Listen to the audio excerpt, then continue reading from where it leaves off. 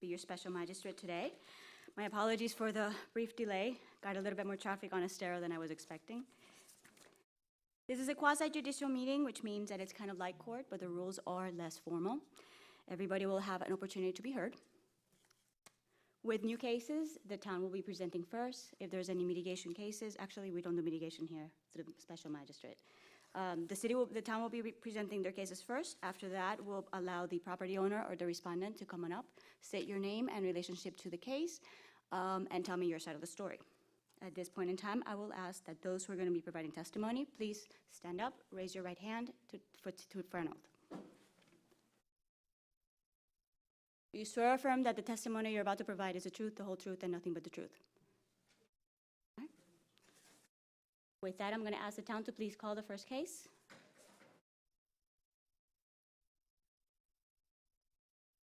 Thank you, Madam Magistrate. The first case is number 2 on the agenda, as number 1 has been complied. It is Shane Mazurek. It's obstruction of roadway, and Officer Stout is here to testify. This is Sheila Conroy. I'm sorry, Sheila Conroy.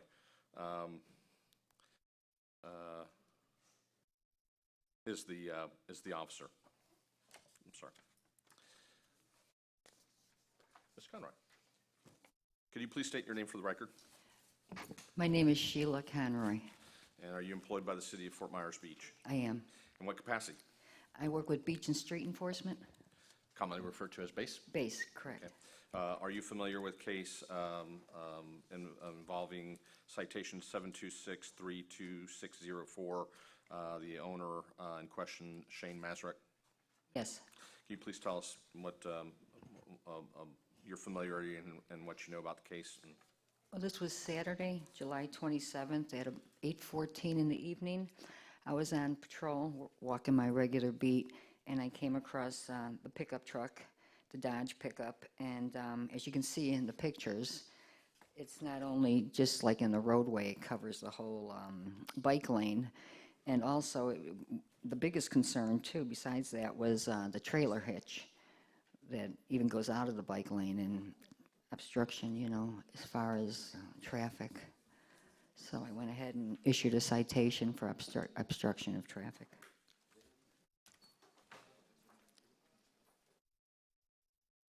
You make it. I don't think he was for the oath. I was. Oh, I was did you here. take I it? was coming in from the restroom, but yes. Right hand? Do you swear or affirm that the testimony you're about to provide is the truth, the whole truth, and nothing but the I truth? do. Okay. All right, do we have the pictures, or has he seen them? I have pictures, and then I have my own pictures as Okay. well, and also. I a want you to be video. able to see the pictures that I was provided. Yes, ma'am. If it's not up, I'll go.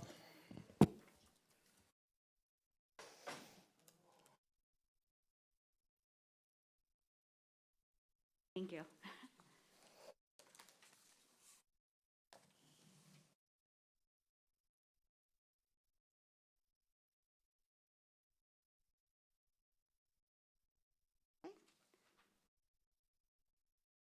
The town has provided the respondent with some pictures, which are the same pictures that I have before me. Okay, please state your name and relationship to the case, please. Shane Mazurek. Okay. I am the, was it plaintiff? Respondent. Respondent, yes, I'm sorry. And I do see the pictures. I have some pictures that I took as well Okay. of my vehicle pulled all the way up. It is in the handicap section, and I'd like to show these to you as well, because I was parked in a handicap section, which I did have my permit up for, and I also have other vehicles that were parked in the same amount and same amount of space hanging out. And my question is, on this ticket, I see that it was written up as a 2820N on my actual ticket, but then on the document here on my violation, my code section, it's also written up as a 28-20L, which are two different tickets to my understanding. So I needed some clarity on if I was being cited for the handicap violation or if I was being cited for the obstruction of a roadway. Could you go ahead and provide to the town attorney the pictures you Yes. were referring to me Absolutely. and the documentation in reference to the Absolutely. 28-22L? On the 2820, I have,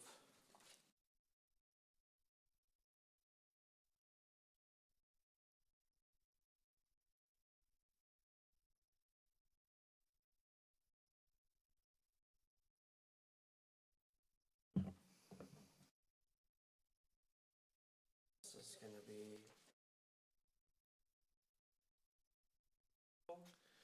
this is my vehicle.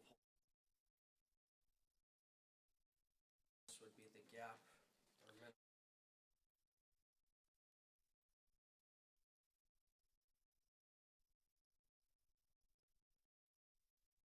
This is what the handicap vehicle sign is. Just for the record, I mean, we are, the town has cited him for subsection N, not L. Which is the citation. Which is I the just cite- want to go ahead and since he Yeah, made the testimony so, for the town to have the opportunity to look at the yeah. document he's talking We're about. not proceeding on to the extent that he's showing photographs with regarding the handicap, that's not not at issue. But, so, Okay. My thing. You gotta go back to the, to the microphone.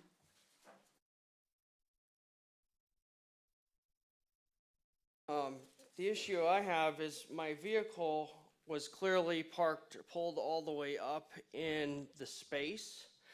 And the handicap sign does not designate for a compact vehicle only, such as this handicap sign that I found online. For small vehicles, I have a full-size truck. And But it's not even a little bit over the line. It's like completely over the line into the car lane. And I'm pulled all the way up. So if I may, I have a video because obviously that sounds like the issue is of my vehicle obstructing the roadway and impeding traffic. I have a video that I took of my vehicle still parked there and numerous cars going by both ways, nobody slowing down, nobody stopping, nobody swerving around my vehicle.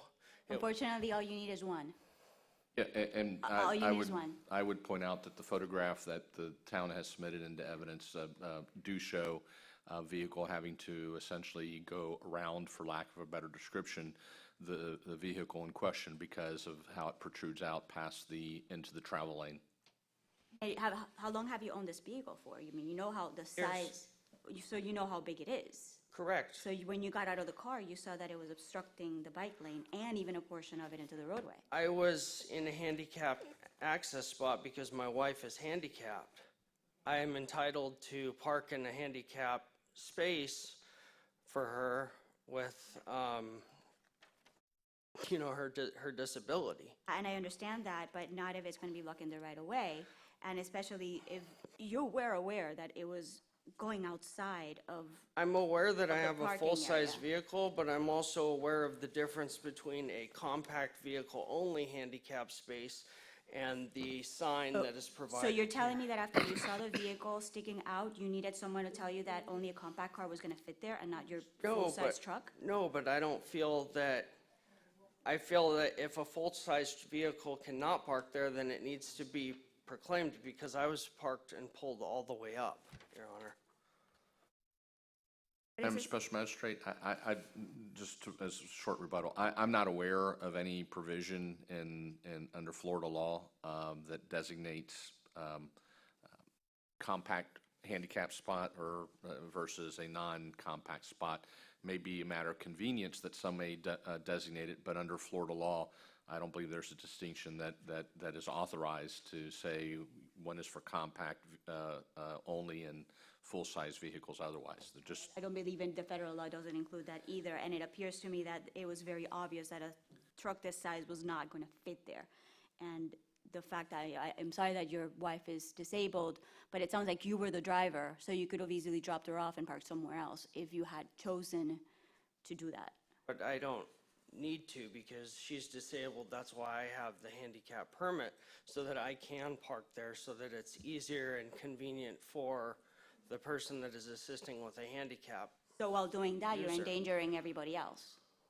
I don't feel that. I feel my vehicle was pulled all the way forward. I have evidence of it and proof that I could not pull up any further without hitting the sign. What is the city requesting? the fine Yes, I amount don't. that's set forth in citation and administrative costs.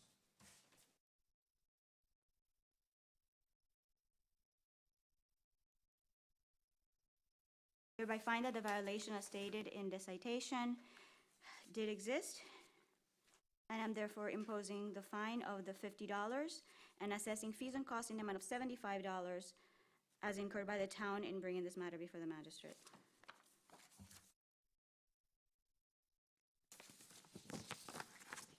Right. And these are your, I believe these are your pictures. If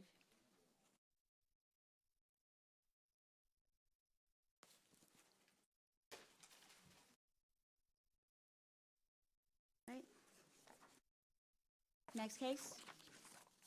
Case number 3 on the agenda. It's the property owner is Jennifer and Michael Hughes. Officer Eli Lee will be presenting the case. A series of citations. I'm sorry, Bill Stout is, Officer Stout is going to be presenting the case. Citations 1117, 1123, 1455, 1463, 1467, and 1118. The code violation is section 10-198, unregistered short-term rentals. Case 190406. Stout. Mr. Stout, could you please state your full name for the record? William Stout. And are you employed by the town of Fort Myers Beach? Yes, I am. In what capacity? I'm a combination of base and code enforcement at that time. Are you familiar with this particular piece of property and the violations that you're here to testify about? Yes. Can you please tell the special magistrate how you are familiar and what is the nature of the violation you observed? The nature of my observation is observing vehicles. They're only on a temporary basis, maybe a daily basis or a weekly basis. And then we take pictures of the vehicles. We submit those and then we track due to the vacation requirements of short-term rental. And then once we observe that they're violating the ordinance, we then issue the citations. Citation was for what particular violation? One was non-registered with the town of Fort Myers Beach. So prior to issuing the citations, you testified that you inspected the town's records to see if there was any registered short-term rental for this location, That's correct. and there were none? That's correct. And as a result, you issued the citations in question on the dates in question? Yes, sir. To this date, are you aware if the short-term rental has subsequently been brought into compliance through registration? Yes, it has. Okay. Has,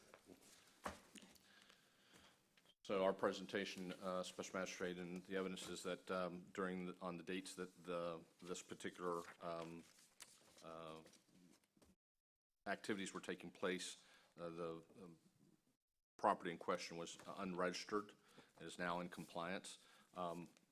Officer Stout, did you issue any warnings and notification to the property owner to bring the property into compliance? We did. And yet they continued to have the vacation rentals on those dates? Yes, they did.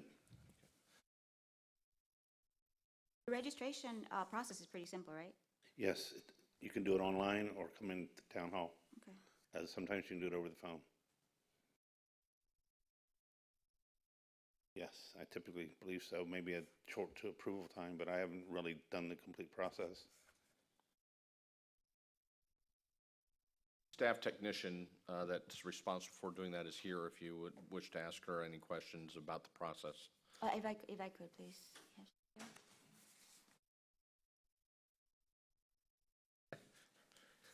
She- Wears multiple hats. She's also running the video.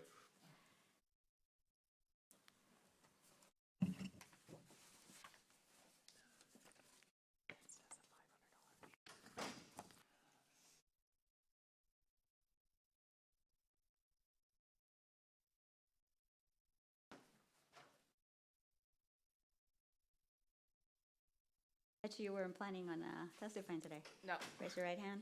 Do you swear or affirm that the testimony you're about to provide is the truth, the whole truth, and nothing but the truth? yes. Okay. So what is the process when somebody calls in to register a property as a short-term rental? Basically, they have to fill out the application. There's a $100 registration fee that they pay. I take it, process it, send them a registration number that they need to present in all forms of advertising. How quickly does that happen from the minute that somebody calls it in or does the application till it gets registered? It could take up to a week, but usually it takes me same day, 24 hours. We'd like at this time to enter into the record, Your Honor, the copies of the citations, the notices that were provided, as well as the printout from our third-party vendor indicating that this, confirming that this particular piece of property was listed and being occupied as a short-term vacation rental at the time citations were issued. Set them up on the screens. I'm going to get to you in a second. Oh, no problem. I want you to be able to have the opportunity to see what they've given me Yeah, yeah, up no with the problem. screen. Yeah, I'm not disputing certain things. Yeah.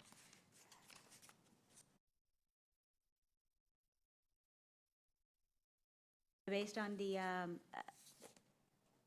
documents that I have before me, it seems this one is also with case number 4 on the agenda, correct? Because the citation seemed to 116, then 117 for case Yes, 4. they're two separate violations, but they all occurred on the same dates. It's, the first, obviously, as we're here, is the failure to register, and the second, which we'll Number get 4 to, is is for The advertisement portion. the advertisement Okay, portion. just wanted to make sure that we had them split in that fashion. Okay. All right, go ahead. Oh, I'm not disputing that we're in violation. The only thing, we were sent a notice, and we rent ours through a condo association, and we thought we were under their guidelines. So when my wife had sent saying, hey, I thought we were under the Cane Palm guidelines, and that they had already sent in that payment, then we didn't really hear, basically they sent it to Cane Palm. And then, so when Cane Palm forwarded it to us, my wife's, the email address is no longer in service. So they had sent us this stuff and we didn't even know that it was coming, or else we would have paid the $100, you know? But that's basically, I'm not disputing that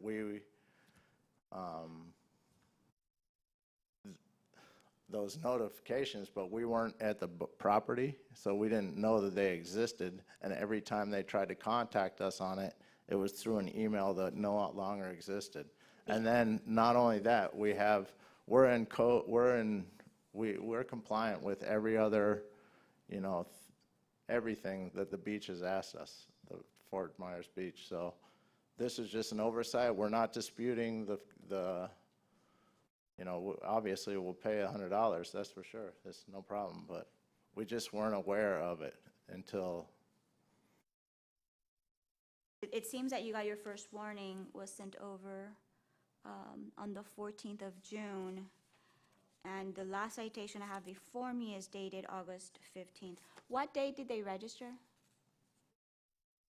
You have to go on the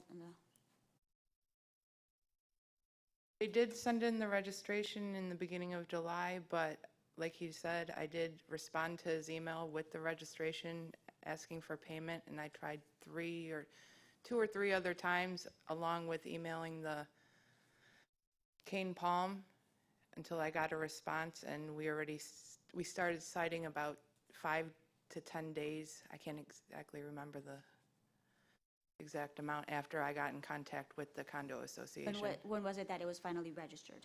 And it was finally registered, when was the last citation? It was finally by August 15th? August 15th.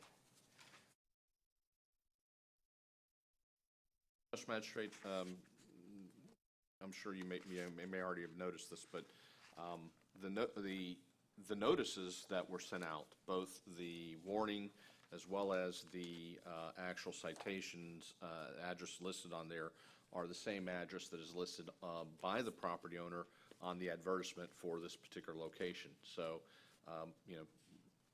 we do believe that proper notice and both of the warning and as well as the citations were served, because it's the address provided by the property owners themselves on their listing.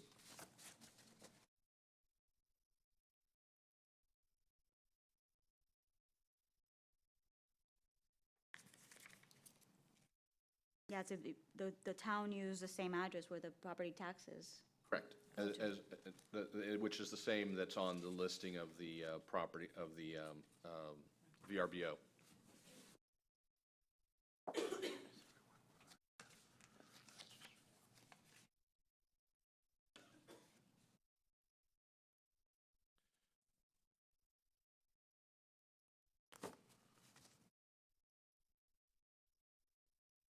All right, what is the city requesting?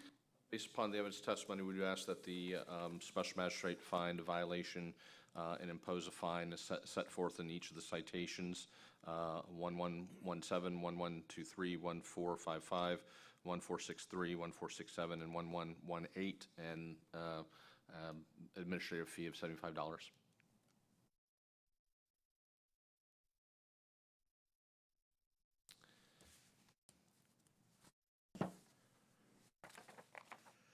I hereby find that the violation as stated in the citation, numbers 1117, 1123, 1455, 1463, 1467, and 1118 did exist, and that the property was not properly registered while it was being advertised for short-term rental. I'm going to impose a fine of $250 for each instead of the $500, $250 for each, which for this particular case would total $1,500 and $75 in fees and costs incurred by the town in bringing this matter before the magistrate. So only one of the 75, and instead of the 500, I dropped it to 250. I still think that's a little excessive for $100. I mean, it was not malicious. We're in compliance with everything else. I just think that's a little excessive. The problem is that this is a recurring problem with the town, with the whole short-term rental, and it has to be enforced somehow. And I understand that, the but ordinance has been around for a significant amount of time now. I see these every time I come here for a hearing. I have at least 5 of these. So it is definitely a recurring problem that one way or another has to be taken care of. no, I understand. I'm not disputing that, but I think for $250, it's $100. That's it, you know. And you're saying it's You can go ahead and request mitigation over to the town council. That's right. Thank you. what would I do now? If you wish to I'll appeal, just pay it. if you wish to appeal my order, you can take it to No, I'm the not to going the to town appeal. I council. just want to be done with Do this. we have it go out the counter, right, I to think make this is payment? absurd. Yeah, I mean, we have the next case. Yeah, so, no, I know, but yeah, he wants to know where he's gonna go ahead. he can pay at the counter on his Okay. way out. Right, next case then? You still have the other one. So there's another case, the one for, because one of them was for registration, and then the other one was for the ad portion of it, for not having registration number. Oh, Okay. I'm sorry, I was unfamiliar with that. Special Magistrate, it's case CE 190415. The citations are citation 1116, 1124, 1456, 1464, 1468, and 1125.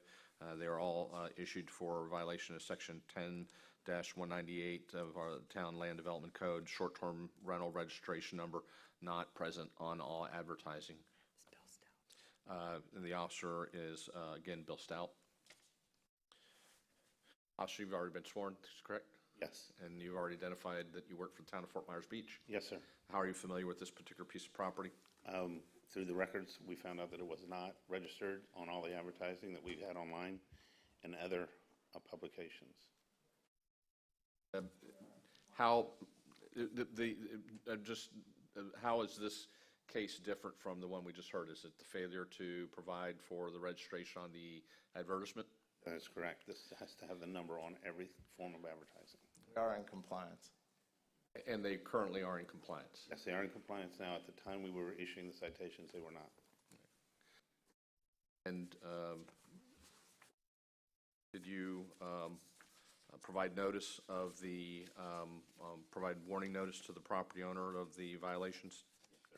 Yes, sir. And did they come into compliance within the time frame set forth in the warning notice? No, sir. And thereafter, did you issue the citations in question? That's correct, sir. Once we got the number, we put it on right when we got the number. So that should, And, we're not, They go hand in town's hand, not, yeah. the town agrees that the property is currently in compliance. However, that during the time frame in question, after the warning notice had been issued, that the property owner had failed to post the advertisements online and any other locations with the registration number that's required by the town code. What is the town requesting? The amount of the fine set forth in the citation, as well as administrative fee of $75. I find that the violation as stated in citations number 116, 1124, 1456, 1464, 1468, and 1125 did exist. However, the property has come into compliance. I'm going to go ahead and allow for $20 as to each citation, which is going to total out at $120. So from $500, I'm dropping it to $20. all right, thank you. And I'm not going to assess fees and costs on that one. So if you go ahead and get rid of it now, otherwise it becomes a lien. No, I'll go take care of it now. Great. Thank you. Is that it? That's it. Looks like that's it on your agenda.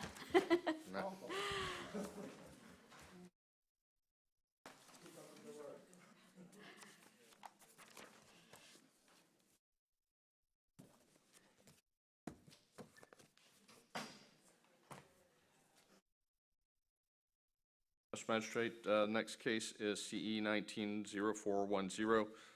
Property in question is at 100-102 Baymar Drive. Owner of record is the William DeFeo as trustee for the William DeFeo Trust. Bill Stout is the officer.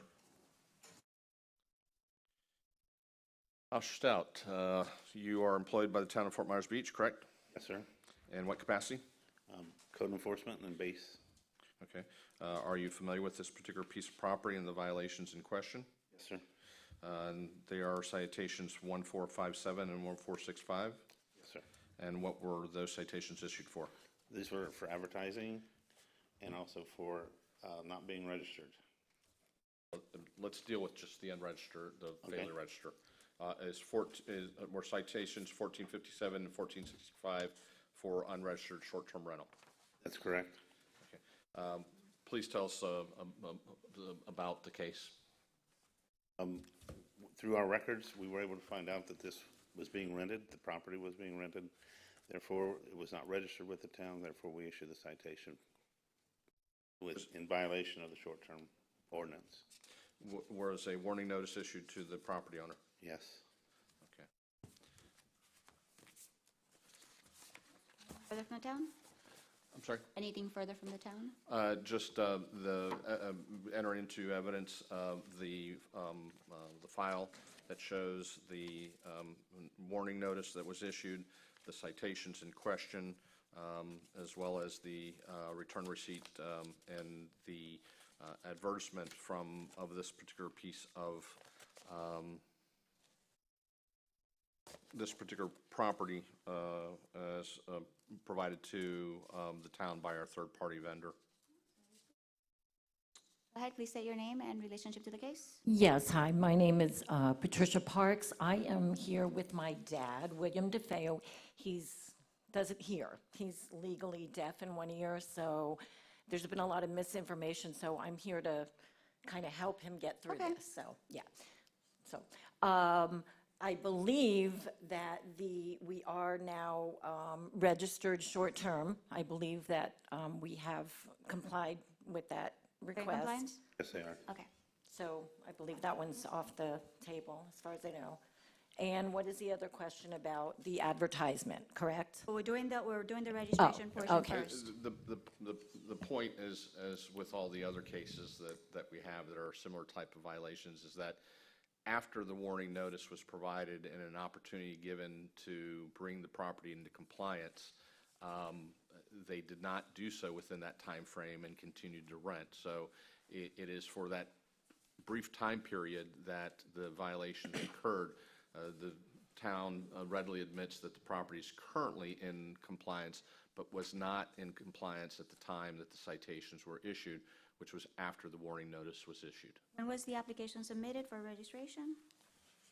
When was the application submitted for registration? Honestly, he's 86 years old, and I am trying to help him get his business and get things taken care of for him, so. He wants the date. So I know that a lady here, that lady was helping him get through this, and maybe I'm not prepared to answer some of these questions. Yes, you can. The town technician is coming, Okay. but again, if you, referring to the file, and certainly will provide a copy to the property owner if they need it, is that the warning notice was sent out on 6/14 I see, I of saw this year, that. and the citations were issued in August, so. But the testimony from the city also that sometimes there's a lag between them, so it's not automatic. So I want to find out if this was one where it took a longer time, or whether it's one of those short ones that they could have done it rather quickly and didn't.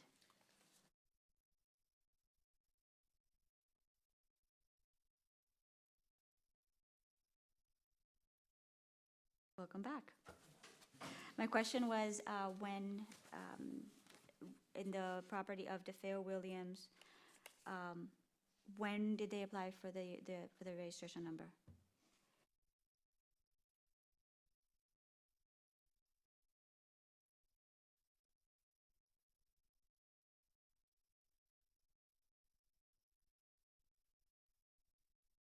Thirteenth of August, I Okay, believe. so they did wait a little bit.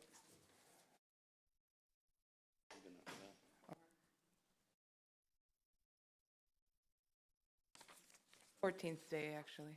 On the 14th? Yeah. And and it was registered, it was finally completed, registered, what date? 14th. On the 14th. So basically the same, that's one of those, the same day? Yes. Okay. Okay, thank you. You're welcome. Is there anything else you would like to add?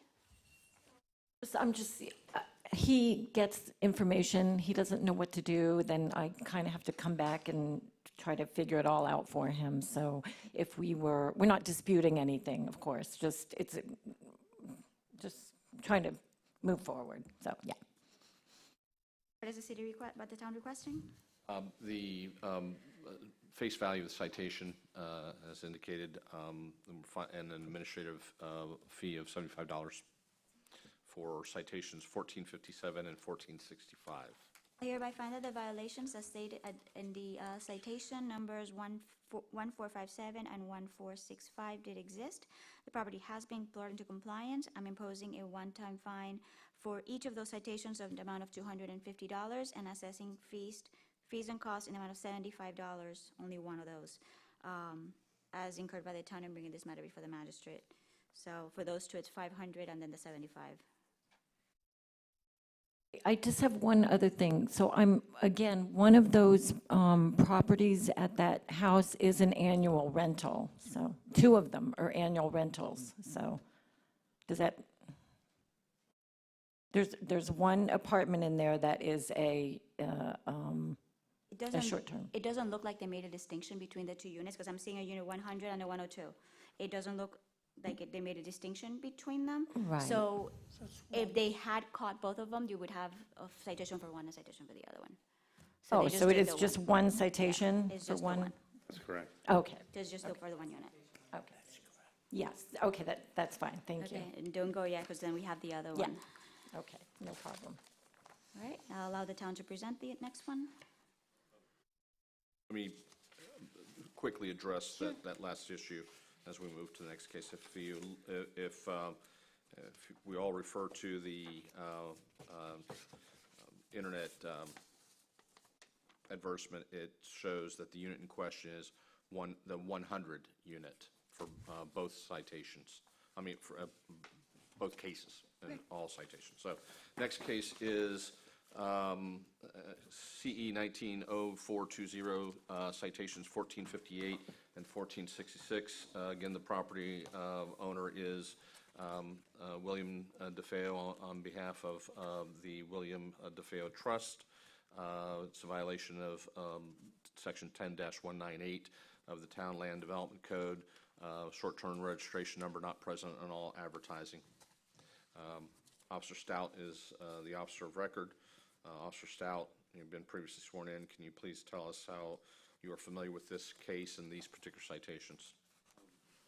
Again, we observed the fact of on various websites and publications that this was a rental location, and we observed that it wasn't registered with the town. Also, therefore, there wasn't a registration number on the advertising. Go ahead and speak. When my father was made aware, it's hard to comply with something that you don't know anything about. That's one of the issues I think that happens here. We're not educated until after the fact. So I will be getting the advertisement numbers from the young lady that works he lost them. And so as soon as I get them, I will make sure that's taken care of. Trying to help him, so yeah, absolutely. With the town requesting? We're asking for imposition of the fine as set forth in citation and an administrative fee of $75. That is for citations 1458 and 1466. I find that the violation stated in citation number 1458 and citation number 1466 did exist.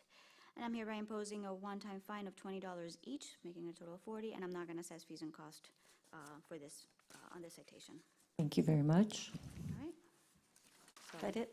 That's it. That's it for you today. And you probably want to follow suit and get that retired now if you're able to. Thank you. Next case is case CE 190422, owner of record Dean and Eileen Driscoll. Property address is 463 Washington Court, and involve citations 1180, 1188, 1194, 1197, 1200, 1121, 1453, and 1461, all for violation of Section 10-198 of the Town Land Development Code, unregistered short-term rentals. The officer of record is Officer Stout. Officer Stout, Sir, you are employed by the town of Fort Myers Beach, is that correct? that is correct, sir.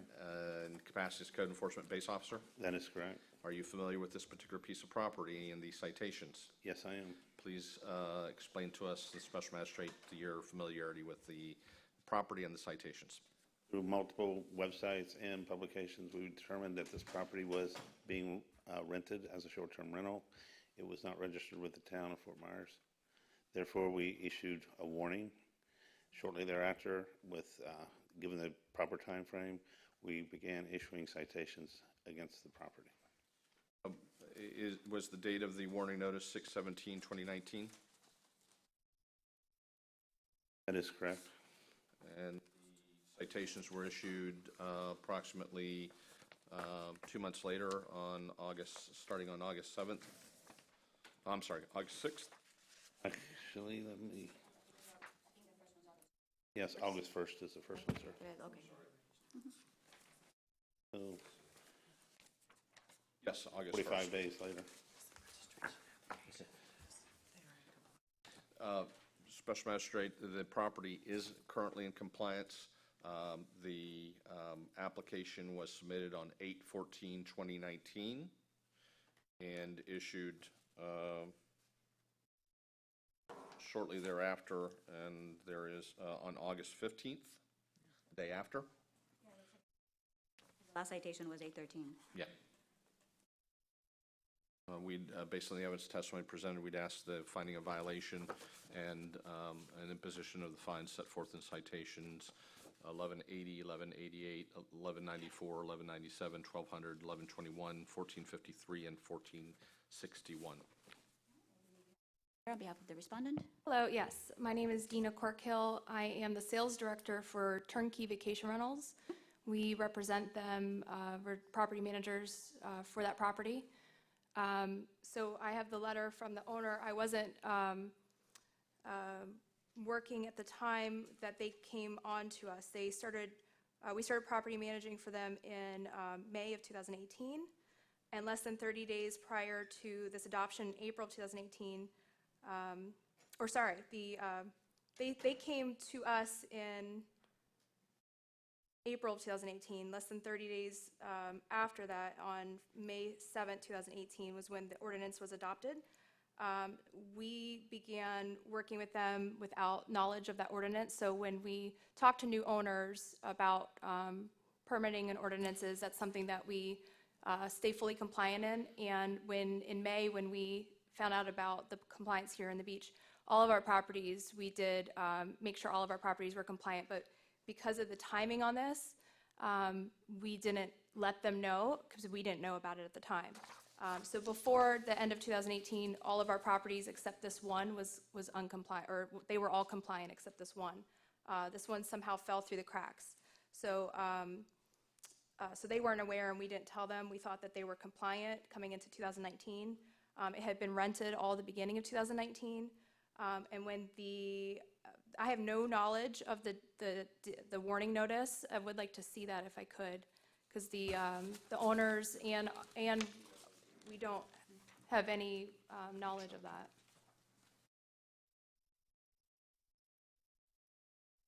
Well, Officer Stout, as we move into the record, our case file. received.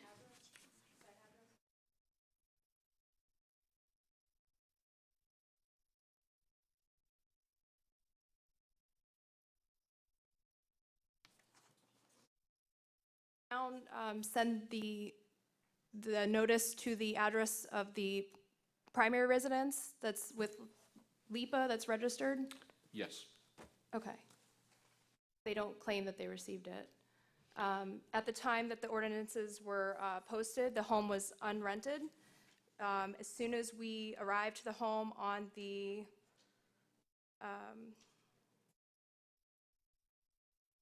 we arrived August 3rd, and we received all those notices that were posted on the home. And then they found it on the August 3rd. They contacted us immediately, and we took all the advertisements down at that time, and we applied for application right away. And so it is now compliant.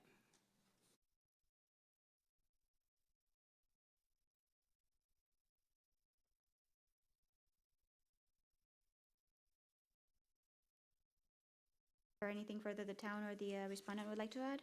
No, just that the notices, including the warning, were sent to the address that the management company also has on record, as evidenced by their internet advertisement. Were those all returned? Because I saw, it looked like they were returned addresses on them. They were returned, but that's the information that was available to the, I'm sorry, that is on LIPA, that is on their website. And we also, just to advise the Special Magistrate, we also send them regular mail, and those were not returned to us. Okay. All right, I hereby find that the violations and citations number 1180, 1188, 1194, 1197, 1200, 1121, 1453, 1461 did exist, and that the property has been brought into compliance. I'm imposing a fine of $250 for each citation and fees and costs in the amount of $75 as incurred by the town, and bringing this matter before the magistrate.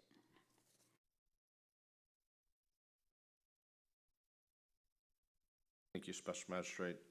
Next case is CE 190423. And maybe to try and expedite this, the evidence is going to be essentially the same. I'd ask if my educated guess is the Special Magistrate is going to find a violation based upon the evidence testimony we'll present and with the same fine and as in the previous cases, and ask if the respondent's representative will stipulate to that, and we'll dispose of the case in that manner. $20. Dollars per citation, no fees and cost. Agreed. All right, done. All right, thank you.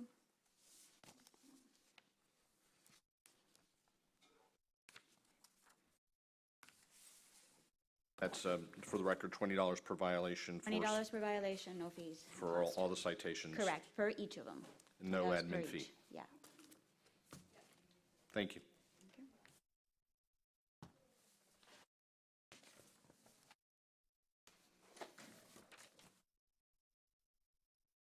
The next case is CE 190490.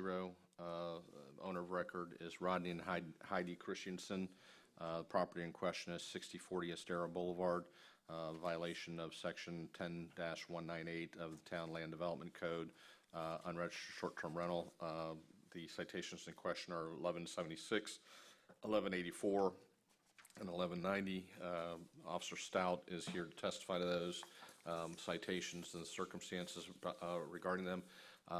As it relates to the questions come up on all these, after the citations were issued, the application for the short-term rental registration was applied for on 8/5/2019 and was issued on August 21st, 2019. Why was there a delay, do we know? I- Payment? I mean, it is what it is, I was just curious to see. The part of it is the check was dated a week later. Ah, okay. So the application appears to have That been had submitted to be without the For required fee. payment. All right, They are currently in compliance, but were not in compliance at the time that the citations were issued. Officer Stout, you're an officer, code enforcement officer for the town of Fort Myers Beach. Is correct? Are you familiar with this property? Yes, I am. Are you familiar with citations in question? Yes, I am. Can you please tell us how you're familiar? July 5th, a warning notice was issued to the property and posted on the property. It was also mailed. Then on August 1st, after noncompliance, the town of Fort Myers Beach, we started issuing the citations for noncompliance with short-term rental ordinance. Those are citations 1176, 1184, and 1190. Correct? it looks like the last citation was dated August 5th? Yes, I believe that's near the time they applied. Okay, so actually, even though they didn't have it, the town went ahead and tried That's to correct. help them with it, okay. All right, do we have anybody here on behalf of the respondent? Nope, okay. Based upon the evidence, we'll move the file into the record, Special Magistrate. Based upon the evidence testimony presented here this morning, we'd ask that the Special Magistrate find the property and property owner in violations of Section 10-198 of the Town Land Development Code, and impose the fine set forth in the face of citations 1176, 1184, and 1190, and ask for $75 fees and costs. Hereby find that the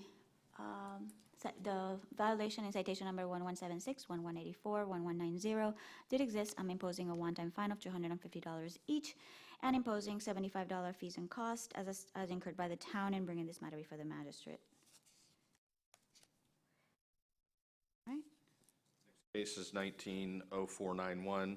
Owner of record, again, is Rodney and Heidi Christensen. Property in question is located at 6040 Estero Boulevard. The violation in question is a violation of Section 10-198 of the Town Land Development Code, short-term rental registration number not present in all advertising. The citations at issue are citations 1177, 1185, and 1191. And Officer Stout is here to testify as to those citations. Officer Stout, you are a code enforcement officer for the town of Fort Myers Beach. That is correct. Are you familiar with this property and the citations that in question? Yes, I am. Please tell us your familiarity with the property and the citations. Well, through various websites and advertising, we found that this was being advertised. It was not registered with the town of Fort Myers Beach. Therefore, there wasn't a registration number on all forms of advertising. We have nobody here present on behalf of the property owner or respondent. All right, based on the evidence presented, I hereby find that the violation stated in citation numbers 1177, 1185, 1191, it did exist. The property has now a registration number. However, I'm imposing a fine of $20 per each citation, no fees and costs for the town on this one. Move the file into the record. So received. Case number CE 190521. Owner of record is Pavel Kuchera. Property in question is 235-237 Nature View Court. Violation is of Section 34-2391 of the Town Land Development Code, weekly rental restrictions, daily rentals in a area of the town that does not allow daily rentals. Officer Stout is here to testify. Officer Stout, could you please, you are a code enforcement officer for the town of Fort Myers Beach, is that correct? That is correct. Are you familiar with the property and the property and the property and the code violation in question? Yes, I am. Can you please tell us your familiarity? Through various forms of advertising for vacation rentals, we found that this property was being rented. It was not registered with the town of Fort Myers Beach. Therefore, on July 24th,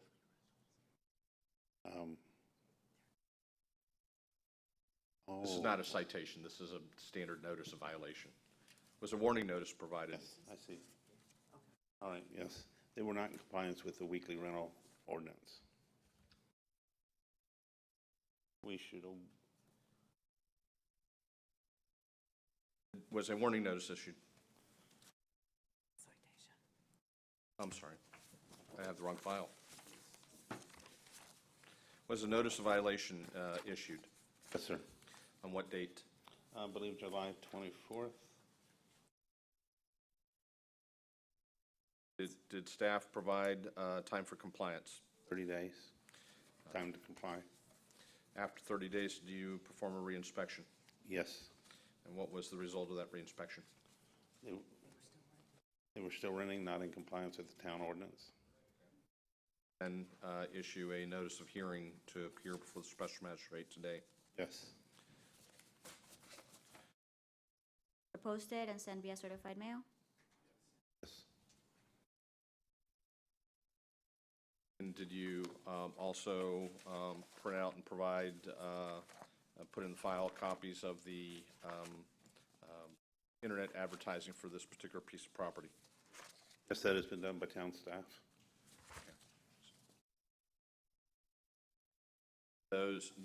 Did that information indicate daily rentals in an area prohibited under the town code?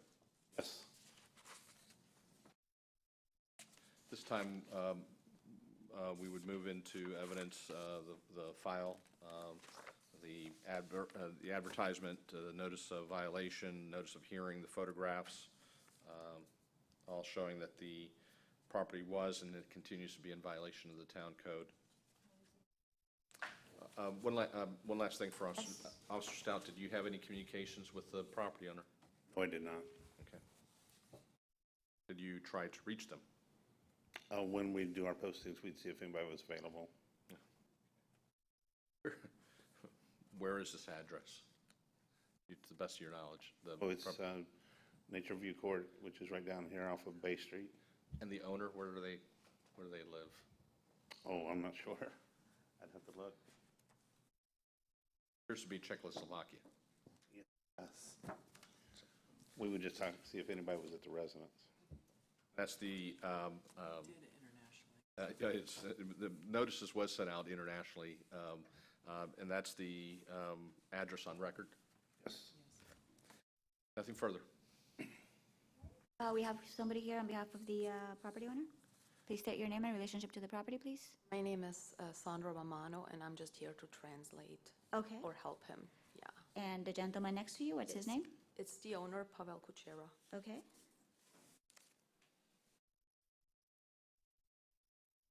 Is there anything he wants to tell me in reference to this short-term rental, the weekly versus the monthly? Why, does he understand the reason for the violation?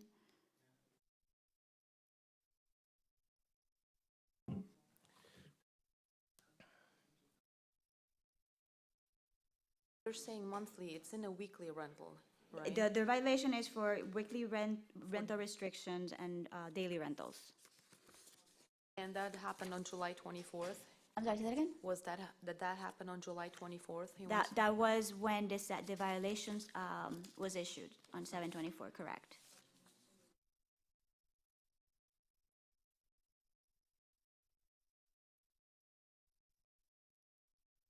Special Magistrate, maybe and I believe I said this, but I then may have misstated afterwards. It is a daily rental in an area that is allowed for weekly Or or weekly, monthly, yeah. but he cannot have daily. Okay. Okay, he just said that some of these days is, because he flies over here quite often, so he blocks it out for himself when he does work on the house. So he doesn't always stay a week, so that's when it's blocked off for less than a week. Does he live in Florida, or does he go back and forth from Czechoslovakia? Oh, he lives in the Florida? Czech Republic. Okay. So he just comes in just for like a one day and goes back? No, he has more than one property here. Okay. So he kind of, stays at different places and then fixes up the house and does his business here, yeah. Já jsem mu řekla, rozuměl, že někdy seš v tom baráku v jiném. So when he blocks it off on the website that is doing the daily rentals?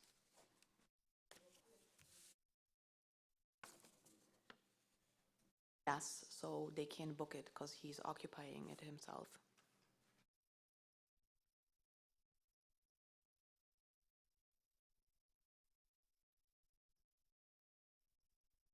Chceš, abych také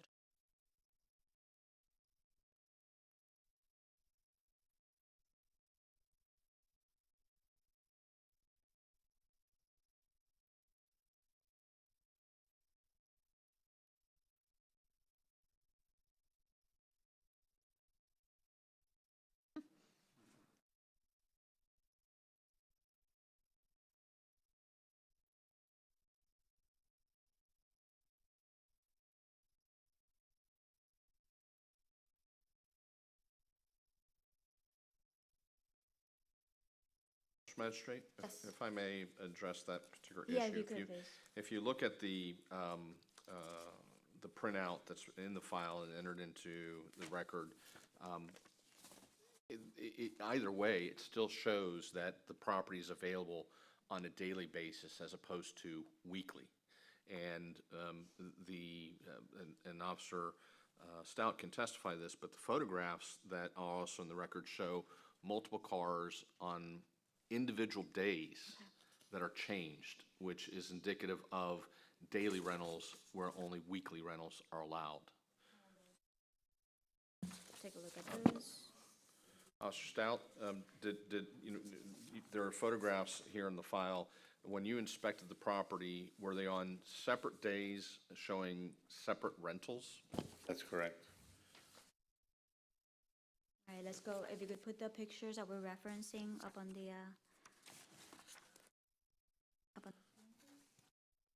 And do those rentals coincide with the dates that are shown on the calendar as available for daily rentals? Yes. even giving credit to the testimony of the property owner does not explain the multiple cars on different days and not there on a weekly basis.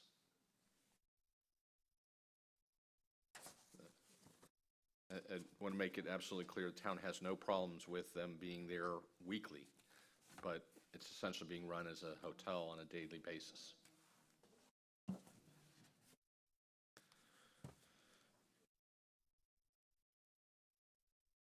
Saying that he does not know who those cars are, but that could be because he has contractors working on the house if there are no renters in there. So that could be, I don't know if that's a pickup truck or not, but that could be like a contractor. We can show them the photographs, but they show. Yeah, I just asked him if he knows the cars. He the- said he does you know, not know them. They're not construction trucks. They're, Okay. appear to be single-family vehicles. Are those pictures Parked taken? in the driveway and in the On the garage, side, yep. Are they taken like on the same day or different days. like, but less than a week apart? Do I understand that right? That's, Tak, oni- You were Yes. the one, officer, you were the one who took them, right? Yes, we go by the properties on a daily basis. So these are all taken on four different days, Yes. four pictures, all different days. That's correct. Were those taken on July 24th, those pictures?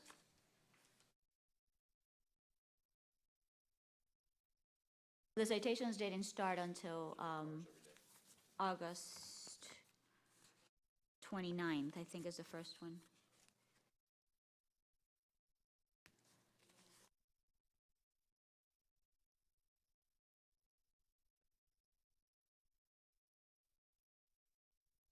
So in other words, they gave you the warning, for lack of a better word, on 7/24, waited 30 days The pictures were taken before that, right? after. After, They were taken They after gave you 7/24, they gave you Okay. notice, gave you 30 days to come into compliance. And after that, that's when the citations began, because they were finding that it was still being rented on a daily basis. And that's when the pictures were taken as evidence of those daily rentals, cars swapping around. Let me tell him real quick. Sure. Tak, ty fotky, oni udělali potom, tak prostě, aby... Dobře, Oni ti to napsali, že to nesmíš, a pak to ještě furt si udělal. jo. Tam, že A já tam jsem to byli. potom neudělal. Tak jo, a kdo ty auta jsou? Those are, Tam je 12 lidí, se tam vejde. he's saying 12 people fit in those, and those are two different. Ty je pronajímáváš separát, viď? Tady Ne, může být dohromady. jedna rodina a ta jedna rodina, No, nebo to je sama rodina?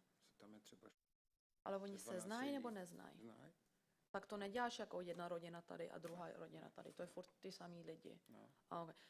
He's just saying, 12 people fit in there, so there's probably multiple cars they're driving, but he's not aware of any daily rentals, what you're saying, past July 24th.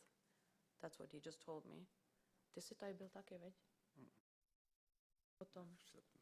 Srpnu. Jo, pak jsem tady. Okay. Does he own both units? It's like a duplex, right? I'm seeing pictures on both sides.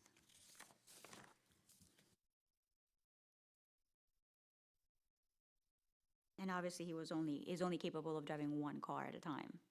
Self, yes, yeah. Okay, so then I'm seeing four different vehicles here.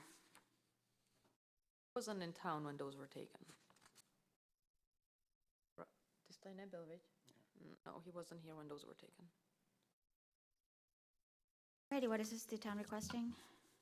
we are requesting a finding of violation and giving the property owner,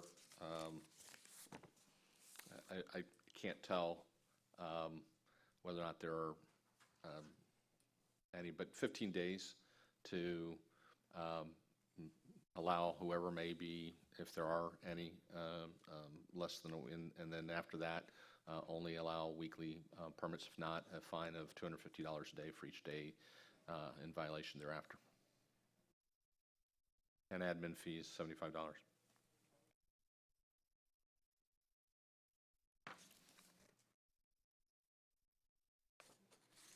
Okay, so I hereby find that the violation as stated in case number CE 19-0521 did exist, and I'm hereby imposing no fine, but I'm assessing fees and costs in the amount of $75.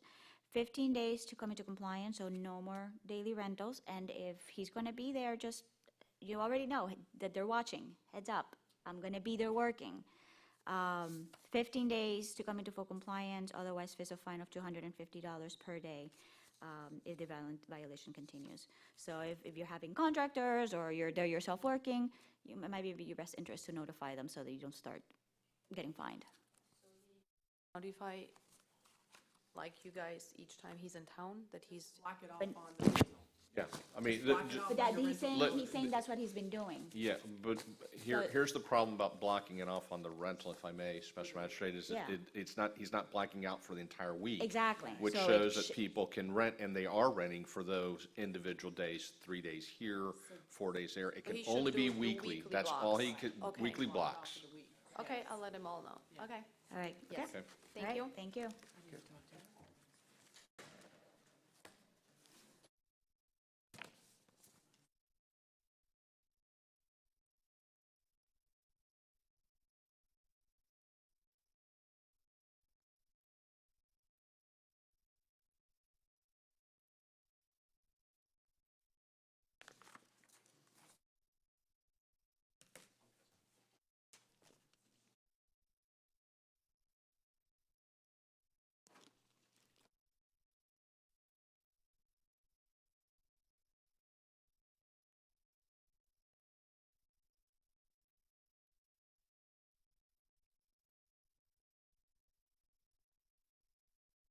Madam Magistrate, the next case is CE 19-0041.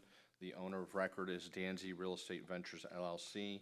Property location is 6151 Estero Boulevard, and the violation in question is a violation of Section 6-111 of the Town Land Development Code, which adopts and references the Florida Building Code, in this case, Section 105.1, work without a permit. Officer Stout is here to testify.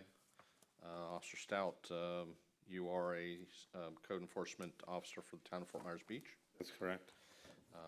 Are you familiar with this particular piece of property and the work without a permit to the extent that you have been involved in this case?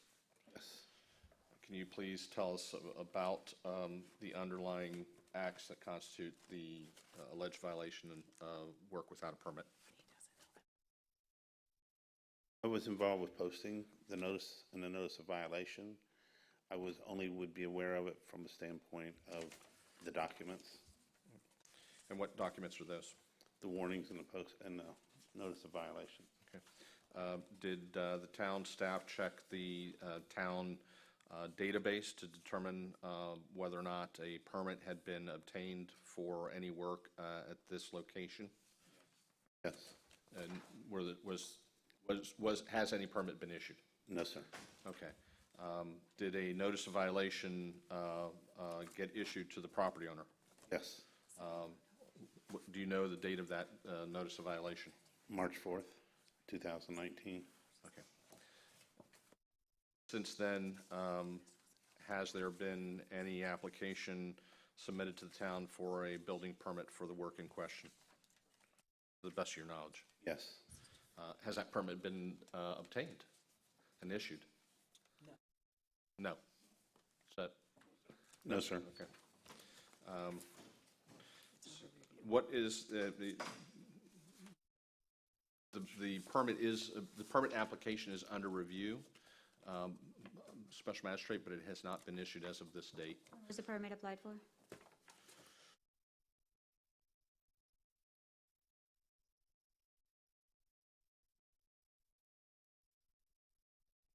Six 17/19. That was 3 months after the notice of violation was issued. There is a copy of the permit in your file, or in our file, which we will enter into the record. Officer Stout, after the notice of violation was issued, Do you know if staff re-inspected the property to determine whether or not, well, permit had been issued and Yes, yes, they had. And based upon the fact that no permit has been issued, was a notice of hearing sent out and this hearing scheduled before the special magistrate? Yes, sir. This time, special magistrate, we'd like to move into the record our file showing the notice of violation, the notice of hearing, and the mailing of the notices and the certified green cards indicating receipt. Also, the photographs of the property in question, as well as the copy of the town permitting system that does show that a permit has been applied for but has not been issued because of it's still under review.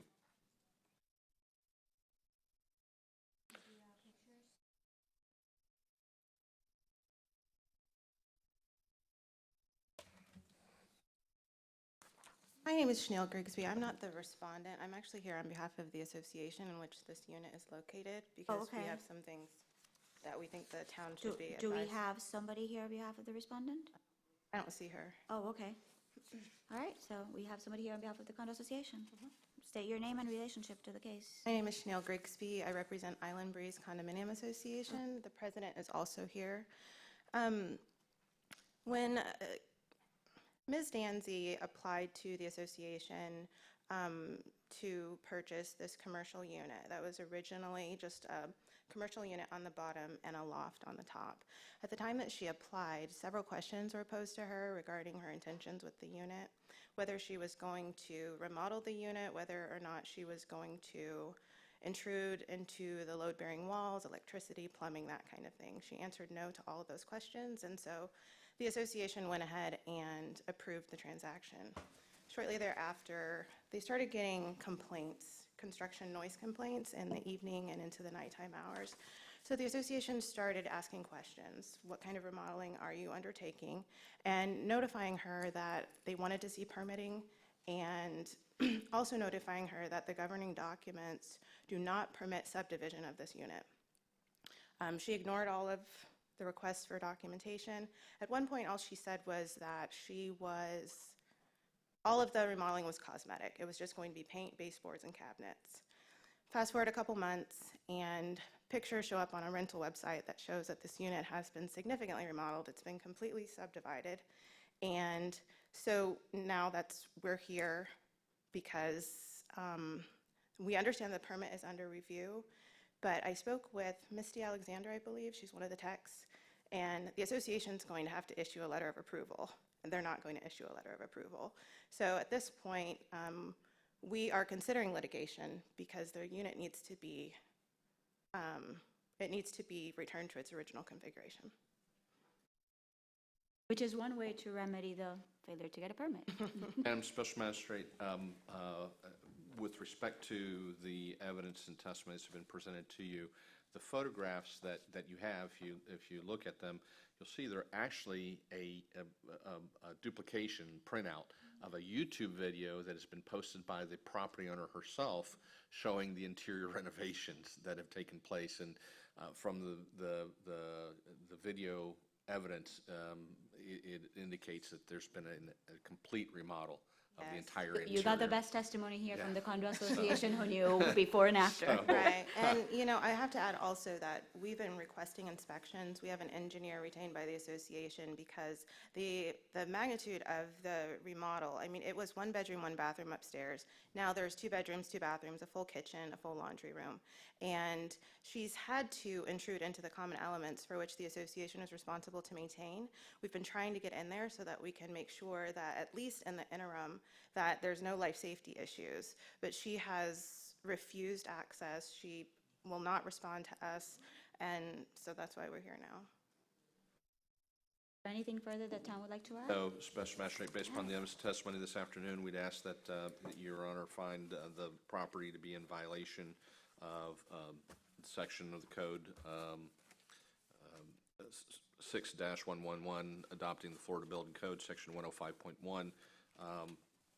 Due to the nature of and the extent of the violations, and the fact that the property owner has had no contact with staff and no attempts to remedy the violation, we'd ask the maximum fine be imposed based upon the nature of the violation that we believe constitutes health, safety, welfare to the extent that this may have actually impacted structural elements of the building, and give the property owner what you believe is in a reasonable period of time to I mean, they have submitted the application, and irrespective and separate from what the homeowners association or the condo association may do, our permitting power is if they submit plans that are compliant, we'll issue a permit, and then it's up to the property owner to resolve her issues with the condo association. Even though they're a little bit related, they're a little separate. Okay. This is not a repeat violator though, right? It's the first No, violation not. Okay. So I hereby find that the violation as stated in the notice of violation in relation to case number CE 19-0041 did exist and continue to exist.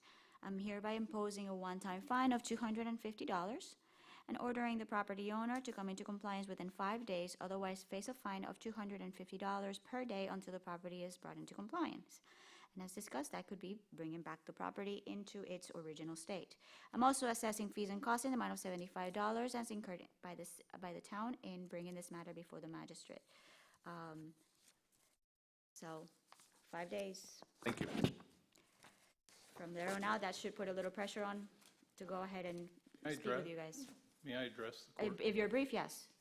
I won't be brief, so I'll try to be brief. Is it in reference to this case? It I is in already ruled reference- on it, so there's, Okay. you should have said something. Are you the president of the association? Yeah, I was waiting while you were Oh, okay. speaking. I'm sorry. I didn't stand up here fast enough. My question really is for the town. Can they issue a permit without a letter from the condo association? That's something that's not for me to answer. My jurisdiction's limited. That's probably something you want to go ahead and discuss, stop by the building department and ask those Okay. questions, because he's not going to know either. Okay, because we've had a number of remodels that have followed the proper rules and regulations, and we provided those letters. And It is and this probably- particular owner is As you for heard, lack it's of under attendance. review, so even though I didn't get the details of what's holding it up, chances Okay. are it's that exact same approval. They don't have a permit. They Okay. still don't have a permit. They applied for it. If it's required for you for the condo association to provide that approval, and the condo association's not doing it, guess what's gonna happen? There's gonna be no permit. So she's got 5 days to figure it out. Okay, thank you. Right. Can I get a name of an individual from the town to work with? Because I've called 15, 20 times and I never get a returned phone call on this matter. Yeah, if you could, yeah, Daphne will go with you, Okay. so that she can Thank put you in you. contact with somebody, okay? Okay, good luck to you.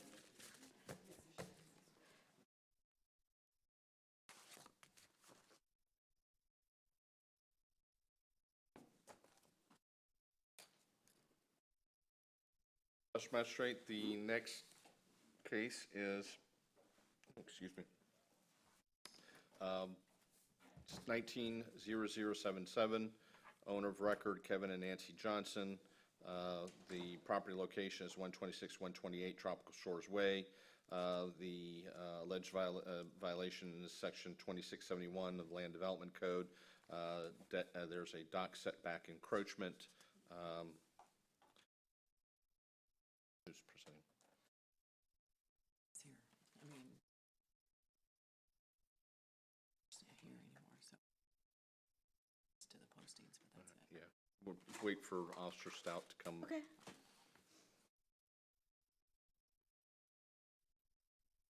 Well, you can probably go through right now with the service of the notice of violation. Yeah, and the hearing. in the file is the required notice of this hearing, Special Magistrate. There's also a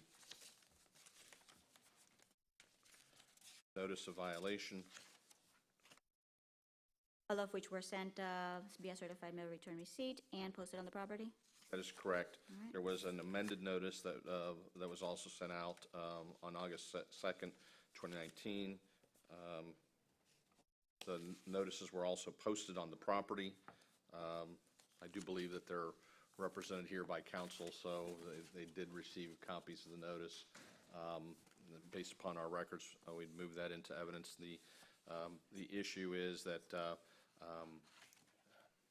a permit was issued for this dock, and after the permit was issued and the work was completed, the town staff has determined that the dock in question does not conform to the regulations of the town. The permit was issued in error. Pictures in my file, so I'm going to have to look at the ones on the screen. You could put them up again, please.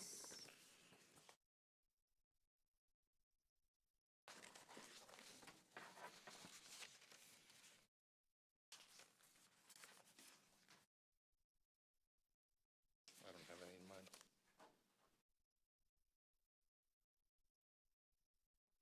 And the part that's encroaching,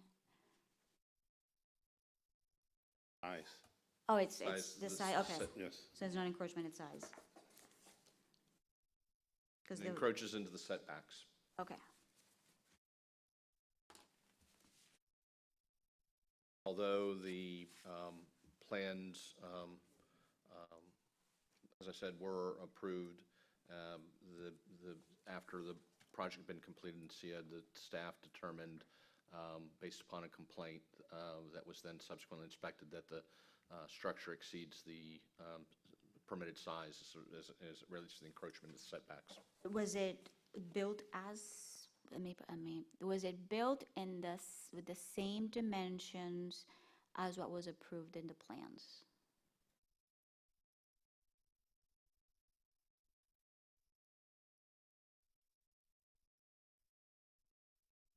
Staff apparently cannot answer that question at this point in time. But I we will- heard it was fine, though, it was inspected and finalized? Yes, it was. How much is it outside of the parameters that it should be? Your Honor, we have staff that did the inspections on this, and they are no longer with us. So that's why this is a little, as far as the details go, I don't know. I think it may be around 5 feet, but I'm not sure. I just don't know. We can check. Unfortunately, And, I can't access I have my Yeah. computer up. I can't access our computer system or records because we've had some issues from externally. But When if is- you want to give us a 10-minute, we can Yeah, pull the file. well, maybe this might actually help then. If there's a setback issue, in which direction? Is it in the direction of the canal? Is it in the direction of the neighbors? Yes. It's the direction of the canal. It's too far out. It's too far out into the canal. Width. No, I get that. I'm just thinking that it has even more implications of the ordinance because those canals are regulated by the Corps of Engineers. So it could be in violation also of federal law. I'm trying to, and I know you'll have your chance to speak. I'm trying to go ahead and if it's, let's go ahead and if there anything else you want to add, Unless you wish for us to we'll take have her go ahead and Okay. provide her argument, and then we'll revert back and we'll try to sort it out. You may proceed. Sure, I'm Kaylee Tuck for the record with Henderson Franklin on behalf of Kevin and Nancy Johnson. So number one, we're not really sure what the exact violation is. The violation is a dock setback encroachment, and the entire location and directional standards for the town of Fort Myers Beach docks is cited. So we're not exactly sure where the setback encroachment is and what exactly it is violating in terms of we believe it's an illegal non-conforming use. The dock has been in existence since 1975 based on LIPA's records, which predates any Town of Fort Myers Beach Incorporation, any kind of Lee County's formal regulations of the docks. So it's a legal non-conforming use, and it hasn't expanded in footprint at all since then.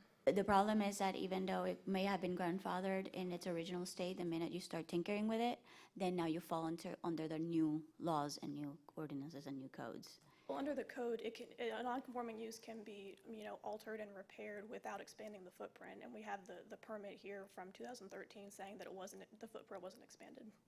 Well, but the renovations that were done were recent. That wasn't back in 2013, or am I missing something? It was 2013, the revision. It was in 2013 that was the revisions? Yes, Okay. Commissioner. Okay, so that's why the Yeah, people the that dock, actually the did dock that. was constructed at that point in time. And again, no one is disputing that a permit was issued or that subsequent inspections took place. The issue from a legal perspective is, as far as the non-conforming is, it has to be a legal non-conforming use to begin with. And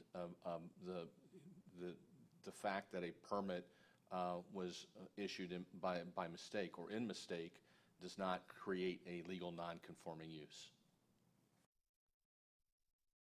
Was the ordinance regarding the dimensions of this dock in place in 2013 when that permit was issued? Yes, ma'am. So it hasn't changed in any way, at least in terms of dimensions? No, ma'am.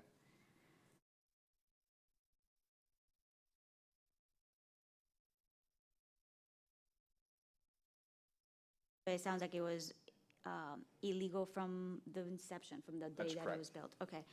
And when did your your clients, when did they purchase the property? They purchased it in November of 2018, but Okay. LIPA shows that the dock was built in 1975.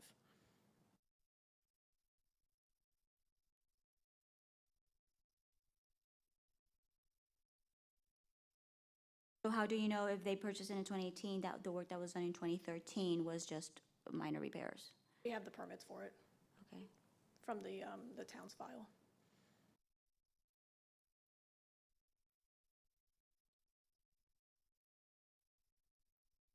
Do you have the permits, the plans for both of them?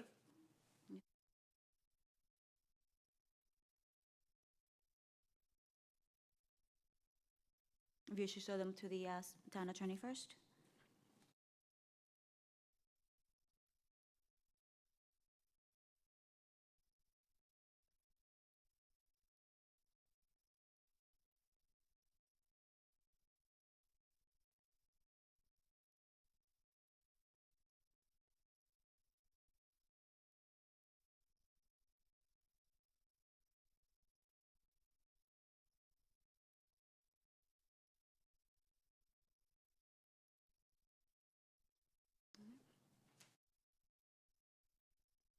Okay.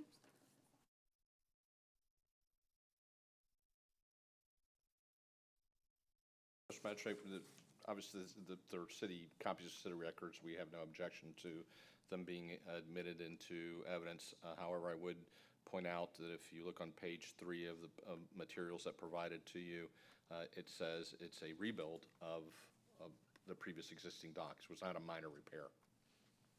And that's why the reason that I asked for the permit, and to try to determine whether it had been a repairs, or it actually says it's a rebuild of the existing dock and same footprint.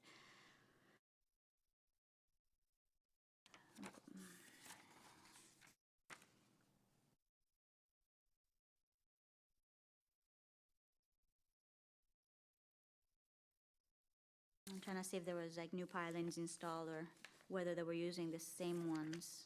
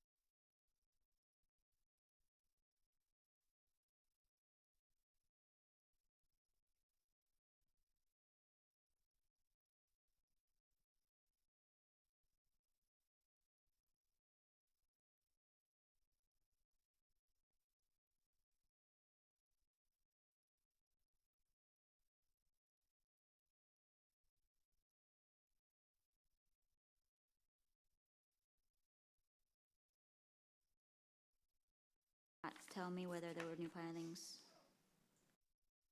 installed or not.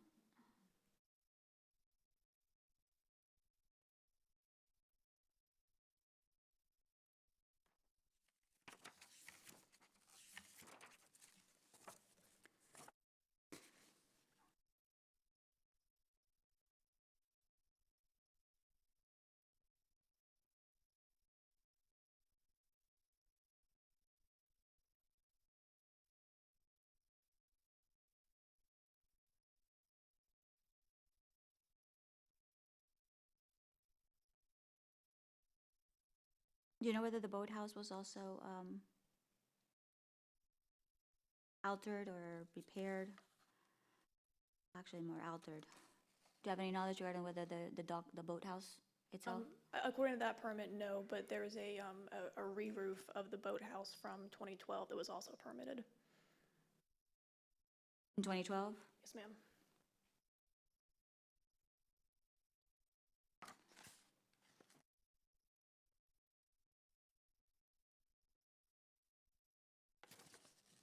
Do you have any pictures regarding where you got the information that that dock was there since 1975? I do. Let me get the LIPA real quick.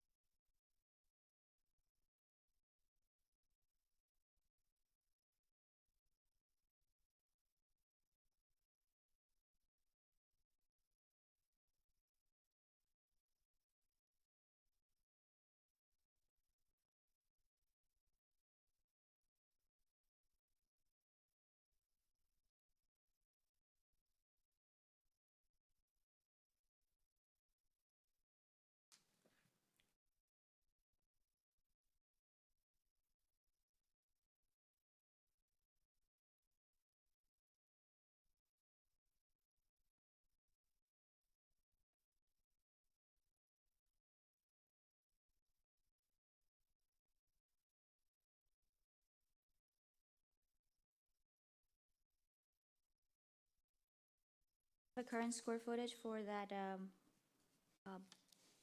boathouse as it exists today? I believe, well, This one in 1975, it was 800 square feet. 800, and I don't believe that has changed.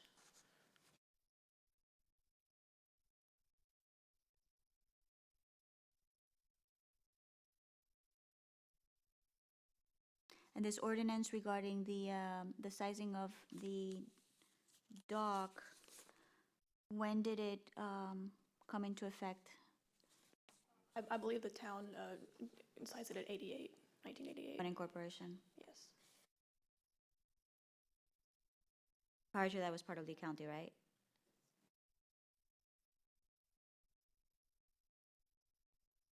Catch line here in the code as to when 2671 was adopted.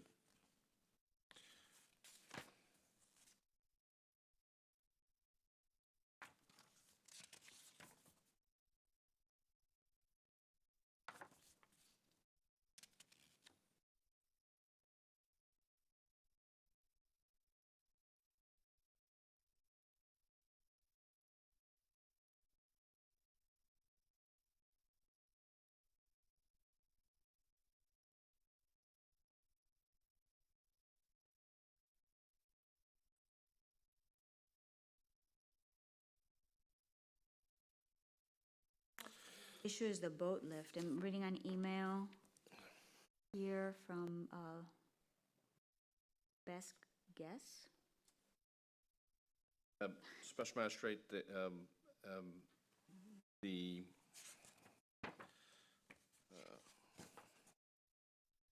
appears that this is, this was adopted after the town incorporated, but I can't. But the earliest it would have been was when the town was incorporated. Correct.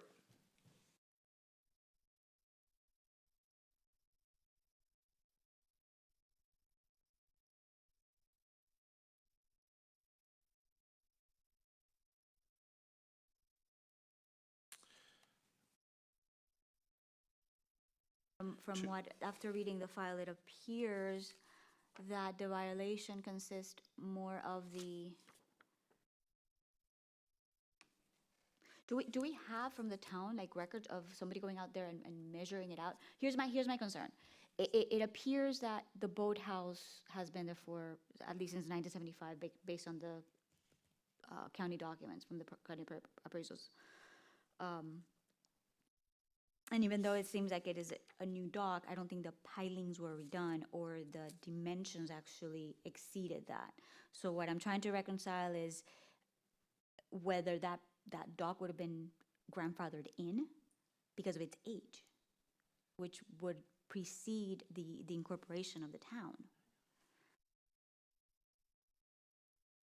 It has been measured. We can pull, we'd have to go to the file, unfortunately, and get that information if you want to give us an opportunity to provide that information. Okay. Or we can continue the case till Let's next go month. ahead, wait, here's what I'm gonna do. I'm gonna go ahead and continue the case, and I'm gonna tell Okay. both sides basically what I'm looking for. One, I need more detail from the town regarding the portion of the dimensions. The detail of exactly what is the violation?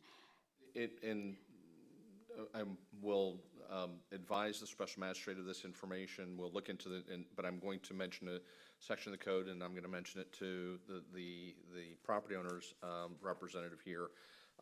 But directly to the issue of non-conforming, not non-conforming, to the extent that this structure is deemed to be the boathouse, for lack of a better description, there is section 2674, same section of the code dealing with Division 2, location and design of boats and boat docks and boathouses. And it's subsection 4 states, the size and location of boathouses have been regulated since the adoption of Lee County Ordinance number 8856. So that's when there would have been the first time that there were regulations. Some boathouses built prior to 1988 or expanded in violation of Ordinance number 8856 remain in existence. Such boathouses cannot be modified or rebuilt except when brought into compliance with the current regulations, and all such boathouses must be modified and brought into compliance with this section by January 1st, 2004. Okay, so there goes the grandfathering portion that I was gonna ask about afterwards. That is correct. Can I respond? Yes. Sure. So in 2018, there was a same code enforcement violation. It was CE 18-0806, and the case name was a boathouse constructed beyond setback. And they found no violation, and the notes say, quote, after discussions with the town attorneys, the conclusion was made that the boathouses are legal non-conforming structures. The decision was also made that the structures may stay in place until a permit is sought to repair or update the structures or a natural disaster destroys them.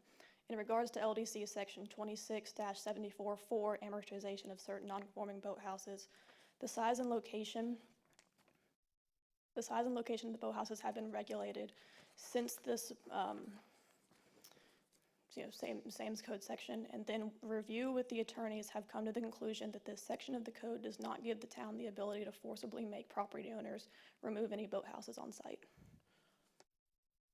That was not me that issued that legal. That last part I'm not concerned about. That part I'm not concerned about. The code is the code.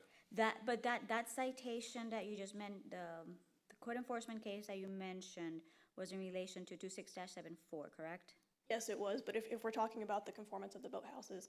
No, I know, and that was gonna be my response to the town. We're here under 26-71 regarding docks and boat ramps, and not on the 26-74. At the end of the day, it's still coming down to, while they relate to each other between the boathouse and the dock, they're still We will endeavor to different get the ordinance. information that the Let's go. special magistrate What is I'm gonna looking do is for. I'm gonna continue it to allow the town to go ahead and get that information. We'll provide it to If, the we could go ahead respondents. and provide that to her. Thank you. Magistrate, did you have- We'll reschedule, but we're looking to bring it to the next special magistrate hearing in the month of October. Was there any special information that I needed to? I'm trying to think if, because I think the information that I would need from you would be available in the town's records, which would be the original permit, the original plans for that dock back in 1975, which means that you probably have to go to the Lee County and get it through the microfiche I can't pronounce that name, microfiche, what is? The old school way with the little. Gotcha. May I bring up one more argument that just may be Go of ahead. a question? So, we were looking through the code, and the code is very specific that this is a single-family dock, Yes. permitting issue. This is a two-family dwelling unit, and the code does draw a distinction between single-family and two-family. So, to the extent that that is, part of the decision. Remember that? Bring that portion of it, bring it from the property appraiser showing that it is a duplex, and we'll take it from there. Okay? All right, so we're gonna go ahead and continue this case till the next meeting. Thank you.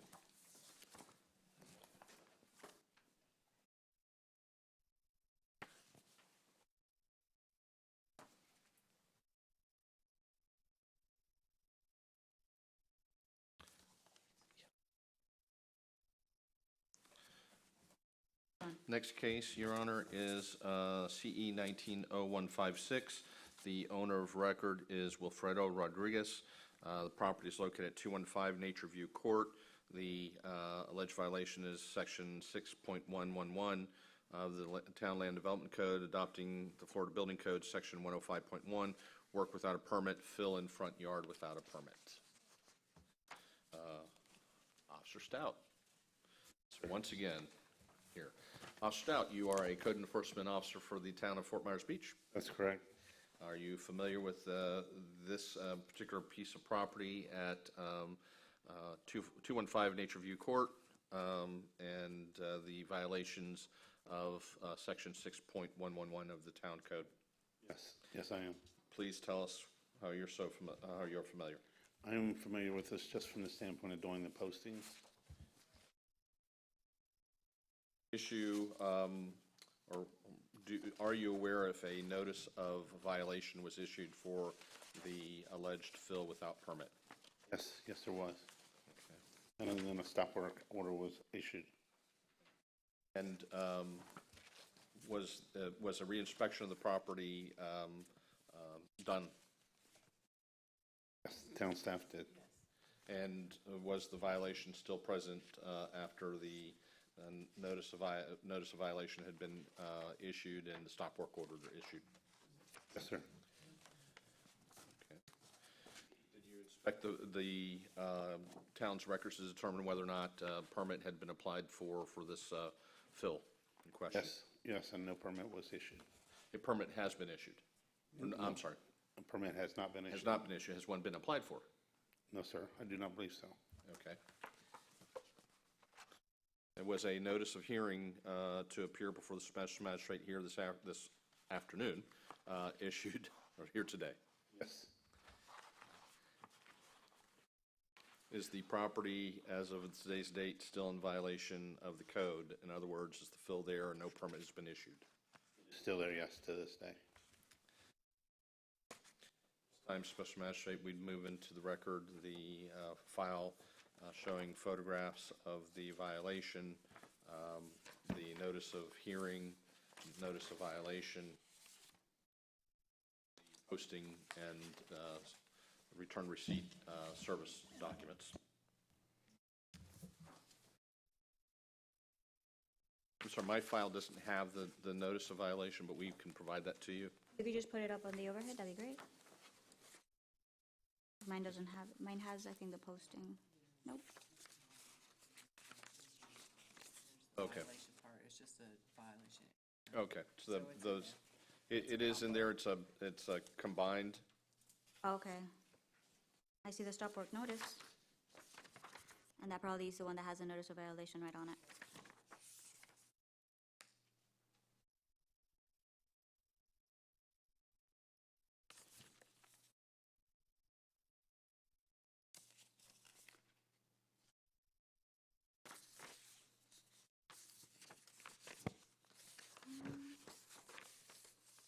Anything further from the town? No, nothing further. We'd ask, based on the evidence testimony presented here this afternoon, that Your Honor find the property owner in violation of the aforementioned section of the code, give the property owner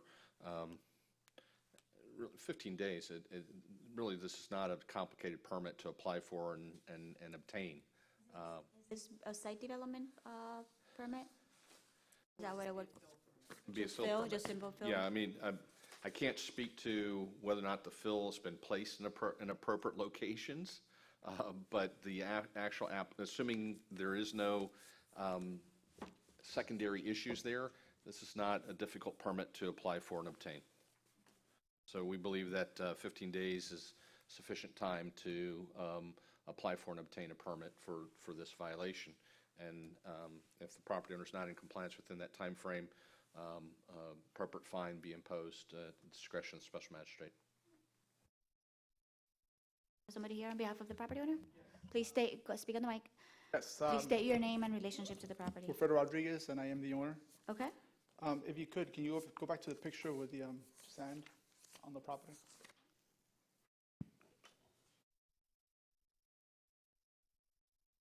I think this was a knee-jerk reaction from the city.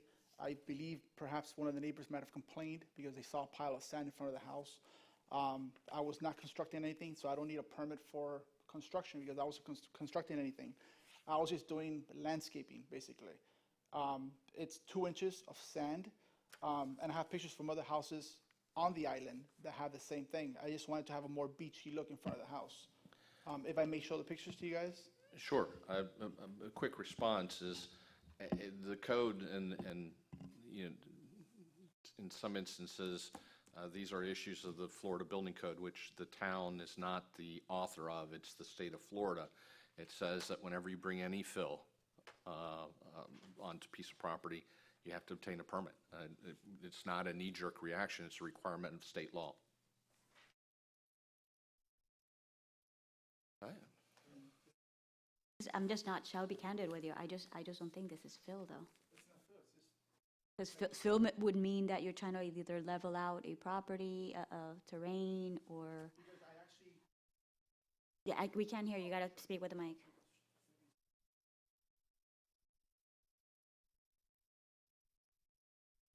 Oh. Okay.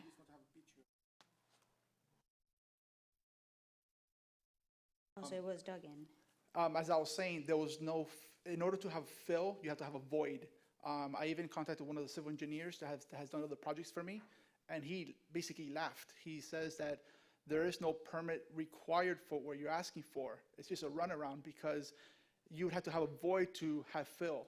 I have a border to contain the sand, and I have a weed barrier just so that weeds don't come through. And I just wanted to have a beachier theme, a beachier look in front of my property. I have a tiki that was carved in, and I have a boat that's in front of the house, a vintage boat that looks like a sofa.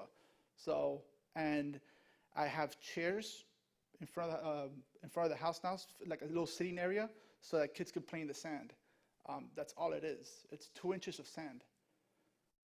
It's not affecting any right of way. It's in my front yard. It's in my property, and it's just a little sitting area so kids can play in the sand. And there's other houses that have gravel. I'm not concerned about the other houses, so I do things on a case-by-case Okay. basis. But if there was a permit to be pulled, I would have done so. I mean, everything that I've done to that house has been through permits. But I saw that more as landscaping. Just as I would have added mulch to my property, it would have been the same thing.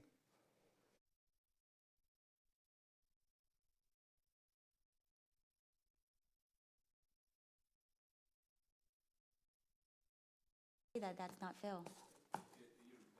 You're the finder of fact, and we certainly will. Understood. I just like to go ahead and warn before a rule. Yeah, that's fine. That's fine. You know, we'll withdraw the case at this point in time, Special Magistrate. That'll be fine. Okay, great. Thank you. Case is dismissed. Here are your pictures. Oh, wait, these ones are mine. This one's yours.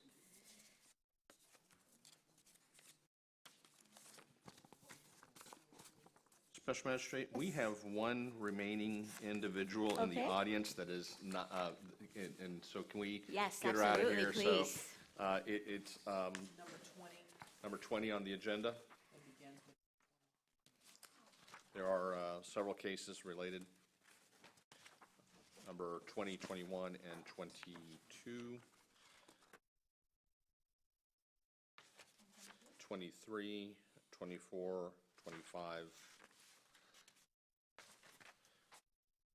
20 through 25 of Got 'em. cases CE 190079, 190081, 190082, 190083, 190084, and 190087. Yeah, Special Magistrate, these are all here for imposition of fine and liens. They all relate to orders that you've previously entered in each one of the respective cases, finding a violation of Section 342391, weekly rentals in monthly zone, and unregistered short-term rentals, and failure to have the advertising, the registration number on the advertising. Again, the issue for consideration, at least in the opinion of town staff and the town attorneys, that purely are the properties in violation, in compliance or not in compliance, and how many days have they been not in compliance, and therefore what is the amount of the lien to be imposed. These are all citations. These were citations. And so it's really just a matter of discharging the citations by paying the fine, or alternatively, the special magistrate imposing the lien. That's what we're here for this afternoon. Case number 2019-0079. As stated, Special Magistrate, you found this property to be in violation of the issued citations. Trying to see if I can.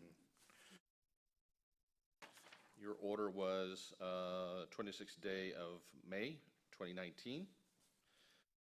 You provided the property owner a $250 fine plus a $75 administrative fee, and ordered that the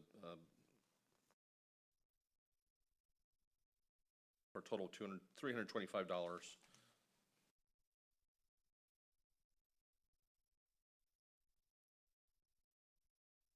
And as of today's date, the property is in compliance, but they have not paid the fine.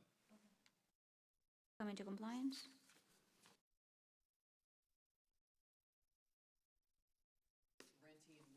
Yeah, this particular case and this particular violation was for a weekly rental in a monthly zone. So the compliance would have been to cease and they are in compliance. They're not doing weekly rentals at this point in time. And that's in case 190079 and 0081. When did they come into compliance? It seems like cases in agenda 20 through 25 relate to exactly the same property, similar violations.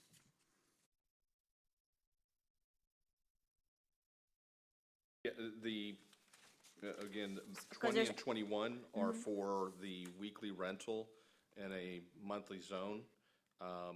When the subsequent inspection was conducted, it was determined that they're not doing that anymore, and it would have been just the $250 fine. It was, I see that one of them was for lower unit, and then number 21 is for the upper unit. Correct. Okay, so it's not like they have the multiple citations for different dates. Or Okay. a daily accrual. Exactly, that's what I was trying to make sure that we had. In 21, the amount was the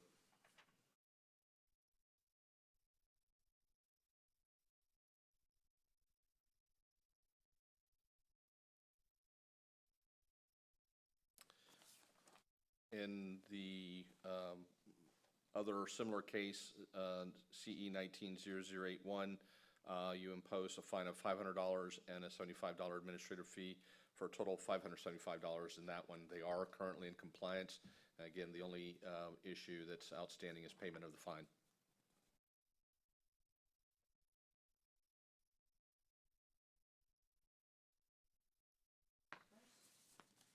Please state your name and relationship to the property. Marnie Scuderi, I'm with Yarnell and Peterson. I'm here on behalf of the respondent. Okay. And the reason that I'm here, I understand that this is not a fact-finding hearing. The reason that I am here today is because after speaking, let me go back, there's 2 sets of citations. Got my microphone. That's okay. The first set of citations is what we're here about. I just want to verify. The second set of citations were dismissed prior to a hearing. So those we are not even discussing today. I mean, going back to the first citations, I was not retained at that time. I was retained after that hearing already occurred.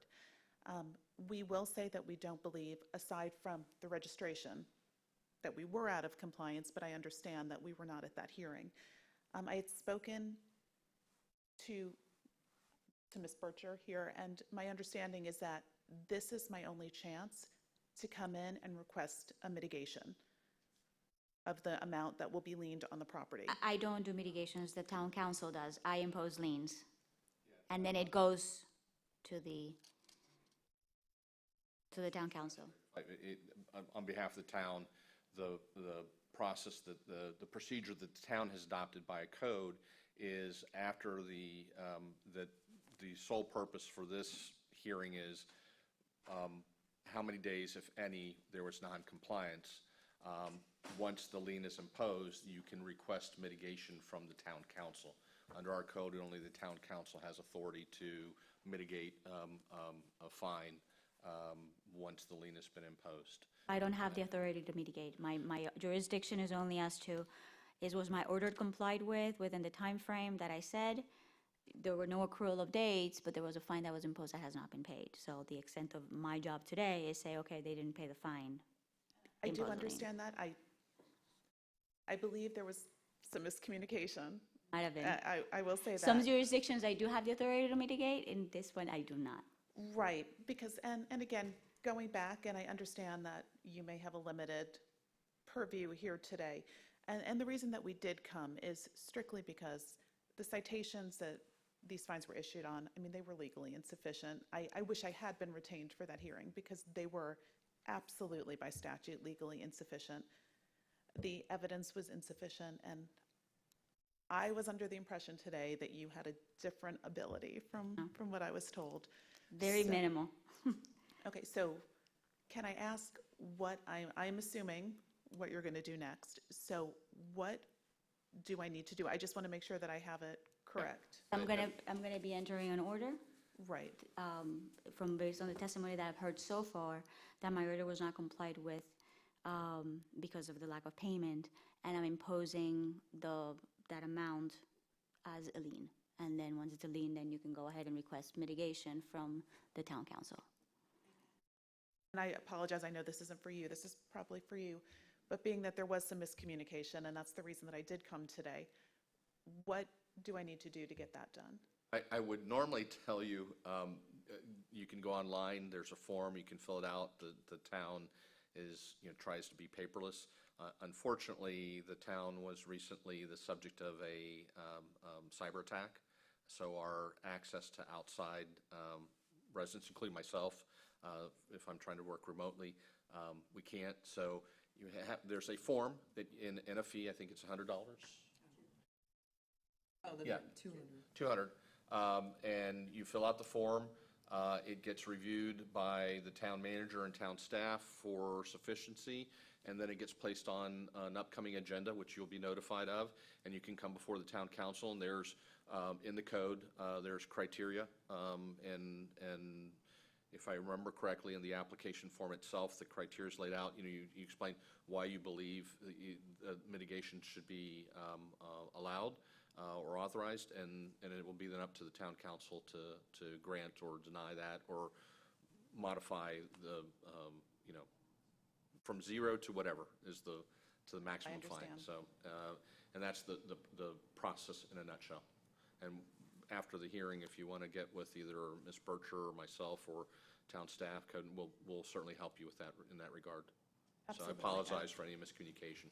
For the record, I'd like to say that I did tell Ms. Scuderi that this would be the only opportunity she would have to dispute the fines, not mitigation. So there may have been some miscommunication there. You can dispute the fines here, and she can hear your thing, but as far as mitigation, no. Yeah, and as I read our code, and I believe the special magistrate, I don't want to speak for, reads it the same way, is that if there's a dispute as to when compliance was achieved, then that's an issue that goes to the issue, what is the fine? But in this instance, since they were citations and there were, violations at the time of the issues of citation, subsequently there has been compliance, so it's just a matter of paying the outstanding fine.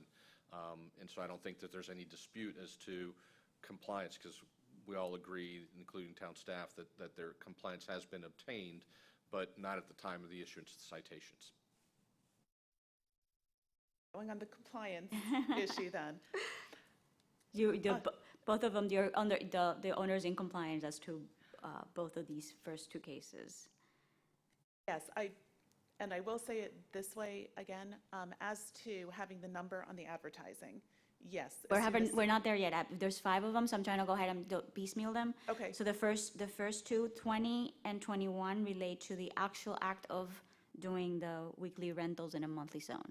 I can tell you that we were never, as far as we are concerned, out of compliance. So being that we never went out of compliance, we feel we are in compliance. So either way, we are in compliance. We weren't at the original hearing. I do wish I was, but we were not. And just the citations pursuant to statute, like I said, were completely legally insufficient, and I don't even think could have moved forward, to be honest. Aside from that, what was viewed as in different cars and different things of that nature, there's been no proof on the record as to whose those cars were. In fact, and I know we're not getting into the ones that were dismissed, but those were dismissed for very similar reasons. My request today is to lower the fines. I know you can't mitigate, but to change the fines from the original findings based on the fact that there were so many factual issues in the first. He is completely in compliance. We feel he's remained in compliance, but in any condition, he's in compliance completely with all of the cases. And I know that you haven't gotten to all of them, but it's basically all of the same At the end argument. of the day, and that's what the town wants. The town wants compliance. That's Right. the intent And- behind these. And there is But compliance. as you see, as you just sat all the way through the hearing, so you saw a lot of these come up. Yes. All right. So I'm ready to go ahead and rule. We'll start with 20. And I hereby find that my order dated May 22nd of 2019 was not complied with as a result of the non-payment of the $250 fine and the 75 fees and cost assessed. And I hereby certify said order in the amount of, what is that? $325? Did I do the math right? $325. By virtue of the certification, it shall become a lien against the property, and it'll be recorded in the property, in the official records of Lee County. That's that first one. In regards to case number CE19-0081, which is listed as 21 on the agenda, I hereby find that my order dated May 22nd of 2019 was not complied with as a result of non-payment of the fines. However, I'm going to go ahead and reduce the $500 one-time fine to $250, still assessing the amount of $75 in fees and costs for a total of $325. By certifying this order, it shall become a lien against the property, and it will be recorded in the official records of Lee County, Florida. Those are the first two. So I dropped that second one to the $250. Okay. Then, okay, so let's go ahead and do 22 and 23, which are the unregistered short-term. Yes, Special Magistrate. These are for violations of Section 10-198 of the Town Code, failure to register the short-term rentals. The property currently is in compliance, but the fines that were imposed by the magistrate at the hearing have not been paid. In case CE 190082, the special magistrate ordered a fine of $500 plus $75 in administrative fees for a total of $575 that is unpaid as of this date.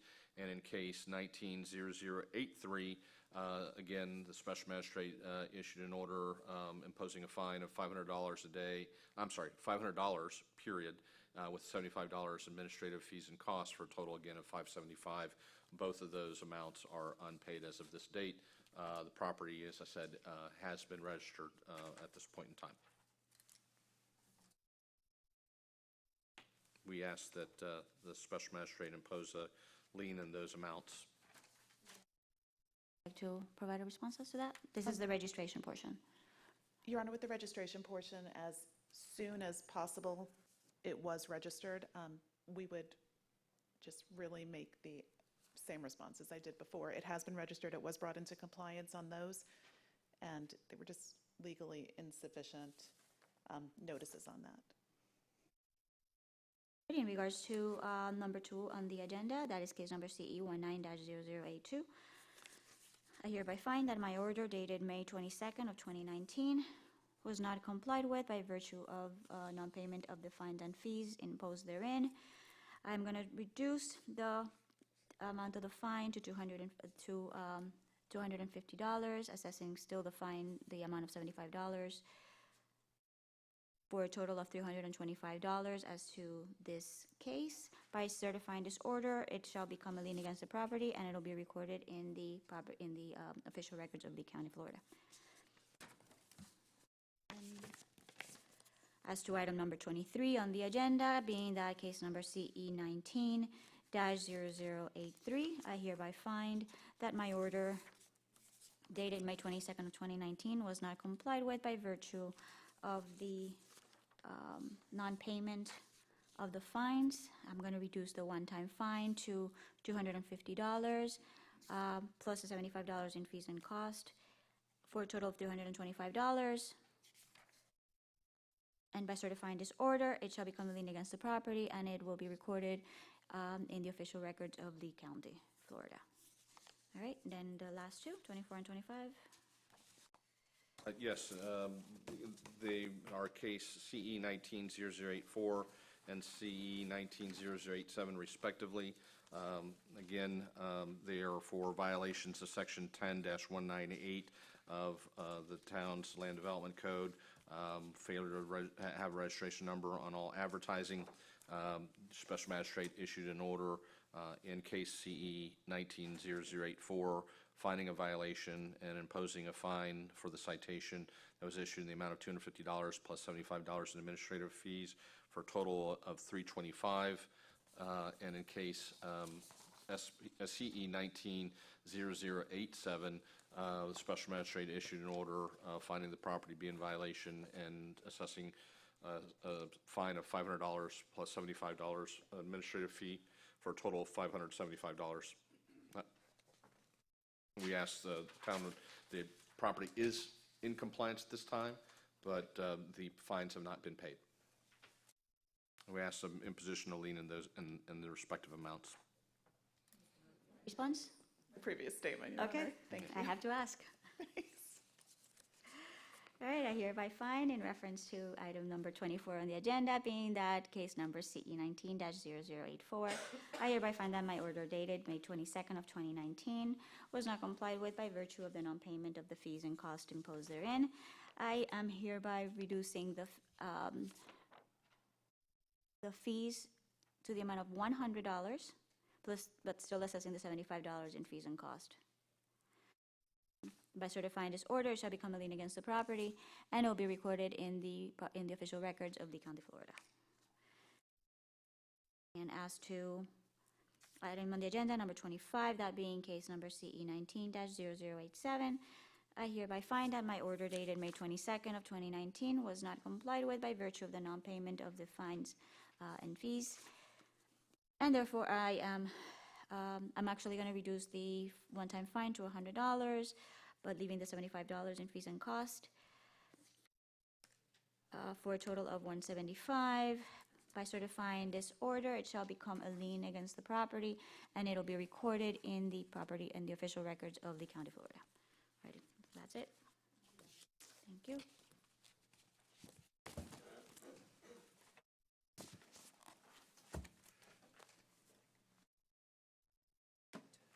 Yeah.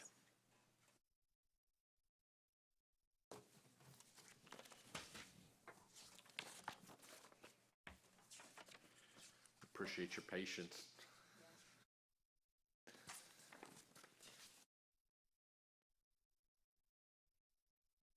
Back to the, can we take a 10-minute break? Please. Thank We're you. going to 10-minute break. Thank you. And there's nobody else here left on the audience for cases? Nope. Okay. All right.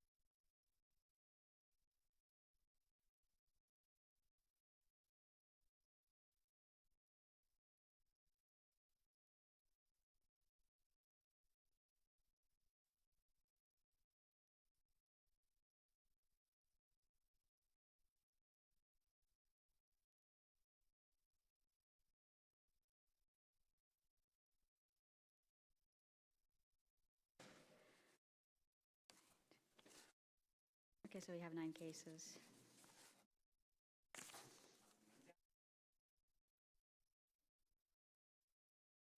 Hey, I don't mind.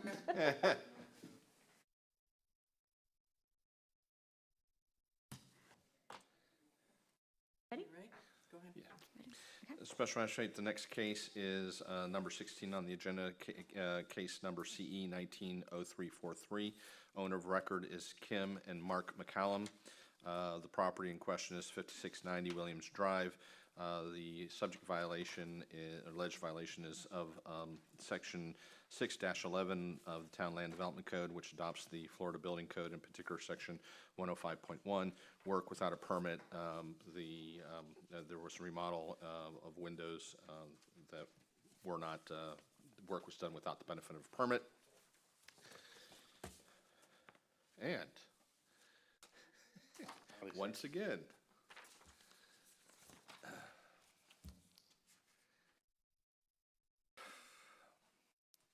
let's go, we'll start from up. State your name for the record. My name is William Stout. Officer Stout, are you employed by the city of Fort Myers Beach? Yes, I am. In what capacity? Code enforcement and base. Okay. Are you familiar with the property located at 5690 Williams Drive? I am. Can you please inform the special magistrate how you are familiar with the property and the alleged violation of the town code? I'm familiar with it from a standpoint of posting the violation notice. Tell us about what you've done with Have you regards. reviewed the records for this case? Okay. The evidence, we'll move to enter the file into the record. Special magistrate, things around. A notice was issued, is that correct, to the property owner? That is correct. And the property owner appears to have received it based upon the green cards that are moved into evidence. There's also photographic evidence that the property was posted. The photographs show the windows that were being installed or have been installed in the door without the benefit of permit. Did you look through did staff look through the city's records to see if a permit had been obtained for the installation of the windows in question? Yes. Is there any record of any such permit being applied for? No permit. No permit. As of today's date, has any permit application been submitted for this work? No. Special Magistrate, based upon the evidence testimony presented here this afternoon, we'd ask that you enter an order finding the property and the property owner in violation of the aforementioned section of the code, Section 6-111, adopting Florida Building Code, Section 105.1, work without a permit. Give the property owner, I'll defer to staff as far as what would be the appropriate time for potential compliance, because I do know if there are hurricane-resistant windows, there's an engineering component that needs to be submitted and reviewed for compliance before a permit can be issued, and that may take longer than what I would think might be otherwise a reasonable period of time of 15 days. So. Is that just the NOA? No, but we have to,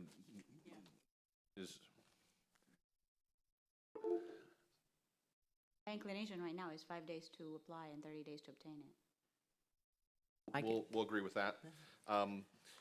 There certainly is a component whenever you deal with the Florida Building Code of health, safety, welfare, that these are properly engineered and properly installed. And the only way to determine that is to review the plans and do the appropriate inspections. So we would ask for a maximum fine. Has there been any contact with the contractor or the property owner, officer? Not to my knowledge. Ms. Burchard, do you know if there's been any contact with the property owner? No, I don't know. Okay.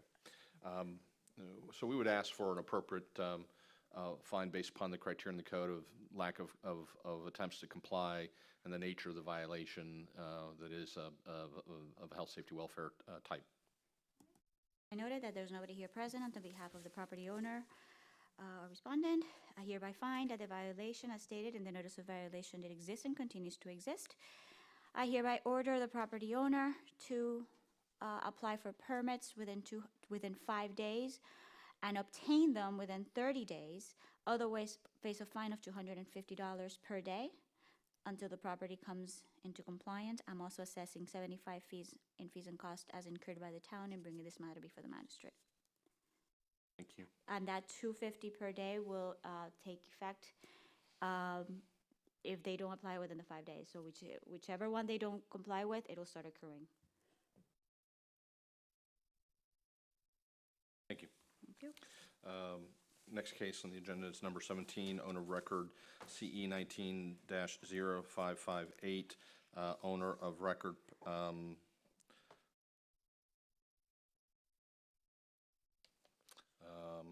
Malachi Abraham, the estate of Piers. The property is located at 190 Tarpon Road, Fort Myers Beach. The subject violation is violation of the town's property maintenance code, section 302.4. The town has adopted by ordinance a standalone property maintenance code. It's failure to cut the grass and then exceeds 12 inches in height. Officer Stout issued the citation. Officer Stout, are you familiar with this property and citation 1470? Yes, I am. Please tell us about the violation. As part of our patrol and enforcement of vegetation regulations required by the Property Maintenance Code, I observed this property, and on August 6th, I issued a warning that they needed to maintain the property by mowing the lawn. I gave them 7 days to comply. After 16 days, they had still not complied, so I issued a $100 citation for not mowing and their lawn. Property still out of compliance? It was brought into compliance and is now Monday, they will probably be out of compliance again. Say it again? They did come into compliance after the $100 citation was issued, Okay. but since then, don't know if you need to know this, but it is going to be over 12 inches in height probably by Monday. That'll be a new case. Yes. So a citation warning was issued as well as the actual citation on the 19th of August. The notice, the warning was issued on August 6th. Yes, that's correct. At this time, we'd like to enter into evidence the record showing the warning citation dated August 6th, 2019, and the actual citation issued on August 19th, 2019, for failure to maintain the yard in compliance with the code, as well as the green cards and photograph of the violation. Based upon the evidence testimony, we'd ask that the Special Magistrate impose a fine in the amount stated on the face of the citation of $100 for the violation of the code.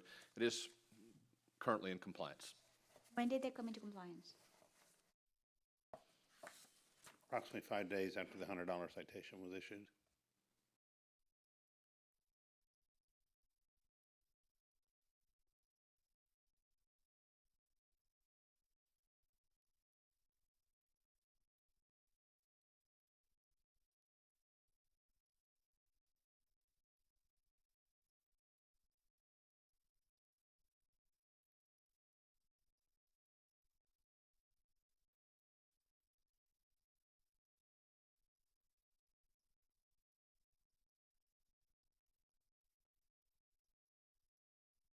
I noted that we do not have anybody present on behalf of the property owner.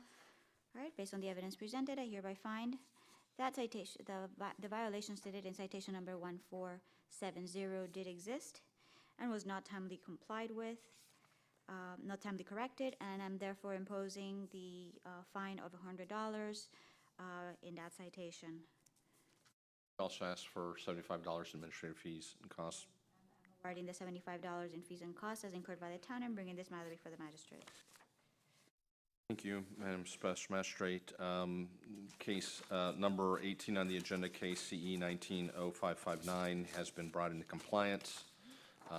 And case number CE 19-0375, section, or number 19 on the agenda, the owner of record Riviera Club condo. I'm sorry, no, I said the compliance was Granville, let me go back. 18 is the first one, CE 19-0559, citation 1471. Property owner in question is Karen William Granville, property 180 Redfish Road. That has been brought into compliance. The next item on the agenda is number 19, case number CE 19-0375, citation 1439. Property is located at 7500 Estero Boulevard. That matter is being continued. The rest of the items on the agenda are just requests for imposition of fines and liens. I will advise the special magistrate that as of this morning, numbers 30, 31, and 32 on the agenda have been complied by payment of the fine in question. Case number 29 is continued. And we have that, therefore, left numbers 26, 27, and 28.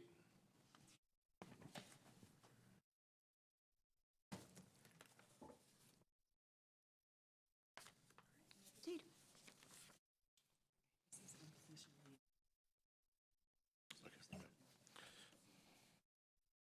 Special Magistrate, the first case is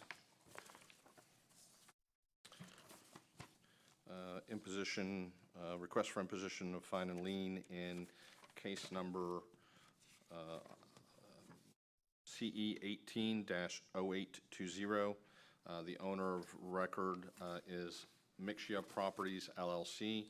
It was a violation of section 6-111 of the Town Land Development Code, which adopts the Florida Building Code, in particular section 105.1 of the Building Code, which was the issuance of a stop work order without work without a permit, the installation of a fence. The special magistrate, which was the substitute special magistrate, found that the property owner was in violation of the code, entered an order to that effect.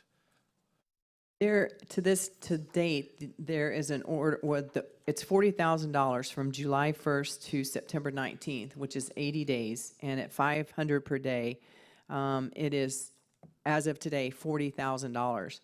The permit has been applied for on April 18th, 2019. The contractor has not responded to all resubmittal requests. Therefore, the permit has not been issued, and certainly not a certificate of service has been issued.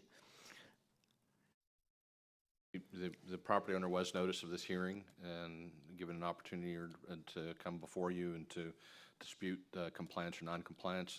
The evidence is that the property is still not in compliance, even though a permit has been applied for. It doesn't meet the requirements of the code for issuance of an after-the-fact permit as of today. And it continues to accrue $500 a day for each day until that permit is issued. And a certificate of service, or of completion is issued. Yeah. Yeah, not just the permit, yeah. Well, the violation is the permit, so it would only be. Oh, is that what it says? Once they get, if it was 105. Oh, okay. Then once it's issued, it's done. And I believe you said the accrual so far is to $40,000 in just fines, and then to that, we're adding the $75 in administrative fees and costs as imposed by the order, correct? That's correct. All right, it is hereby noted that a notice here is present on behalf of the property owner. Based on the evidence presented, I hereby find that the magistrate's order dated May 31st of 2019 was not complied with, that the property remains out of compliance, that fines have accrued to, as of this date, in the amount of $40,000 and will continue to accrue at the rate of $500 per day in accordance with the order dated May 31st, 2019. By including the $75 fees and cost, which have also not been paid, the total of the lien at this time is going to be $40,074 and continuing to accrue on a daily basis at the rate of $500 until the property's, yeah, 75. It's 74. 74. 70, oh, sorry, $75, 75. until the property comes into compliance. By certifying this order, it shall become a lien against the property and will be recorded in the official records of Lee County, Florida. Thank you. Yeah, next case is number 27 on the agenda, case number CE 180821. Owner of the property, again, is Mixture Properties LLC. Again, it is a violation of Section 6-111 of the Land Development Code of the Town of Fort Myers Beach, adopting the Florida Building Code, in particular Section 105.1. Stop work order was issued because of work without a permit for a driveway. The Special Magistrate issued an order on the 31st day of May of this year. The property is not in compliance as of this date with the Special Magistrate's order. As a result, a fine of $40,000 has accrued and continues to accrue in the amount of $500 a day for each day thereafter. And there's also the imposition of a $75 administrative fee. So as of today's date, the outstanding amount of the fine and lien that we're requesting imposition of is $40,075, $500 for each day thereafter, and request the Special Magistrate enter an order to that effect. And there has been application, as the permit has not been issued, correct? That is correct. Okay. I hereby find that the magistrate's order dated May 31st of 2019 was not complied with, and that the property remains out of compliance. The fines accrued to date are to the extent of $40,000 and fees and cost amount of $75, neither of which have been paid to date. I'm hereby imposing a lien in the amount of $40,075, which shall continue to accrue at the rate of $500 until the property is brought into compliance. By certifying this order, it shall become a lien against the property and will be recorded in the official records of Lee County, Florida.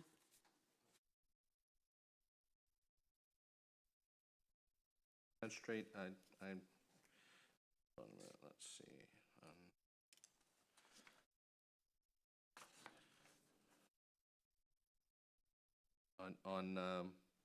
On the case we just heard, not the, for some reason, not on the first one, but on the second one we just heard, I just took a closer look at the enforcement order, and on page 2, in the order imposing fine after finding a violation, the Special Magistrate did find that there was imposed a fine of $2,500 for the working through the stop work order.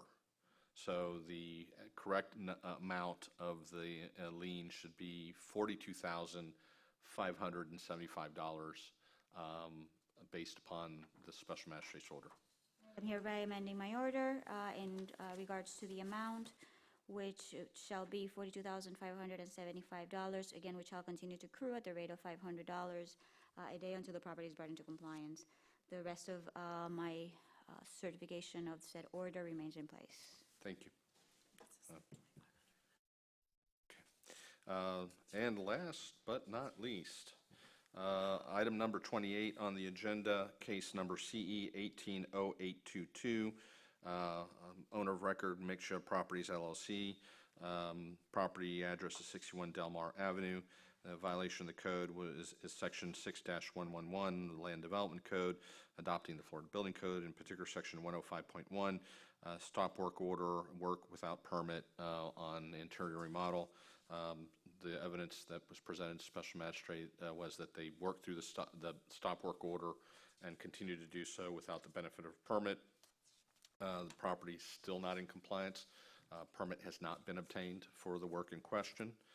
As a result, the Special Magistrate did enter an order on the 31st of May, finding the property and the property owner in violation, imposing a $2,500 fine for working through the stop work order, and imposing a fine of $500 a day for each day thereafter, which as of today's date is $40,000 and it continues to accrue at $500 a day. So the total amount due as of today's date, and the lien that we're asking Special Magistrate to impose is $42,575 and continuing to accrue at the amount of $500 for each At least day I was thereafter. only off by $1.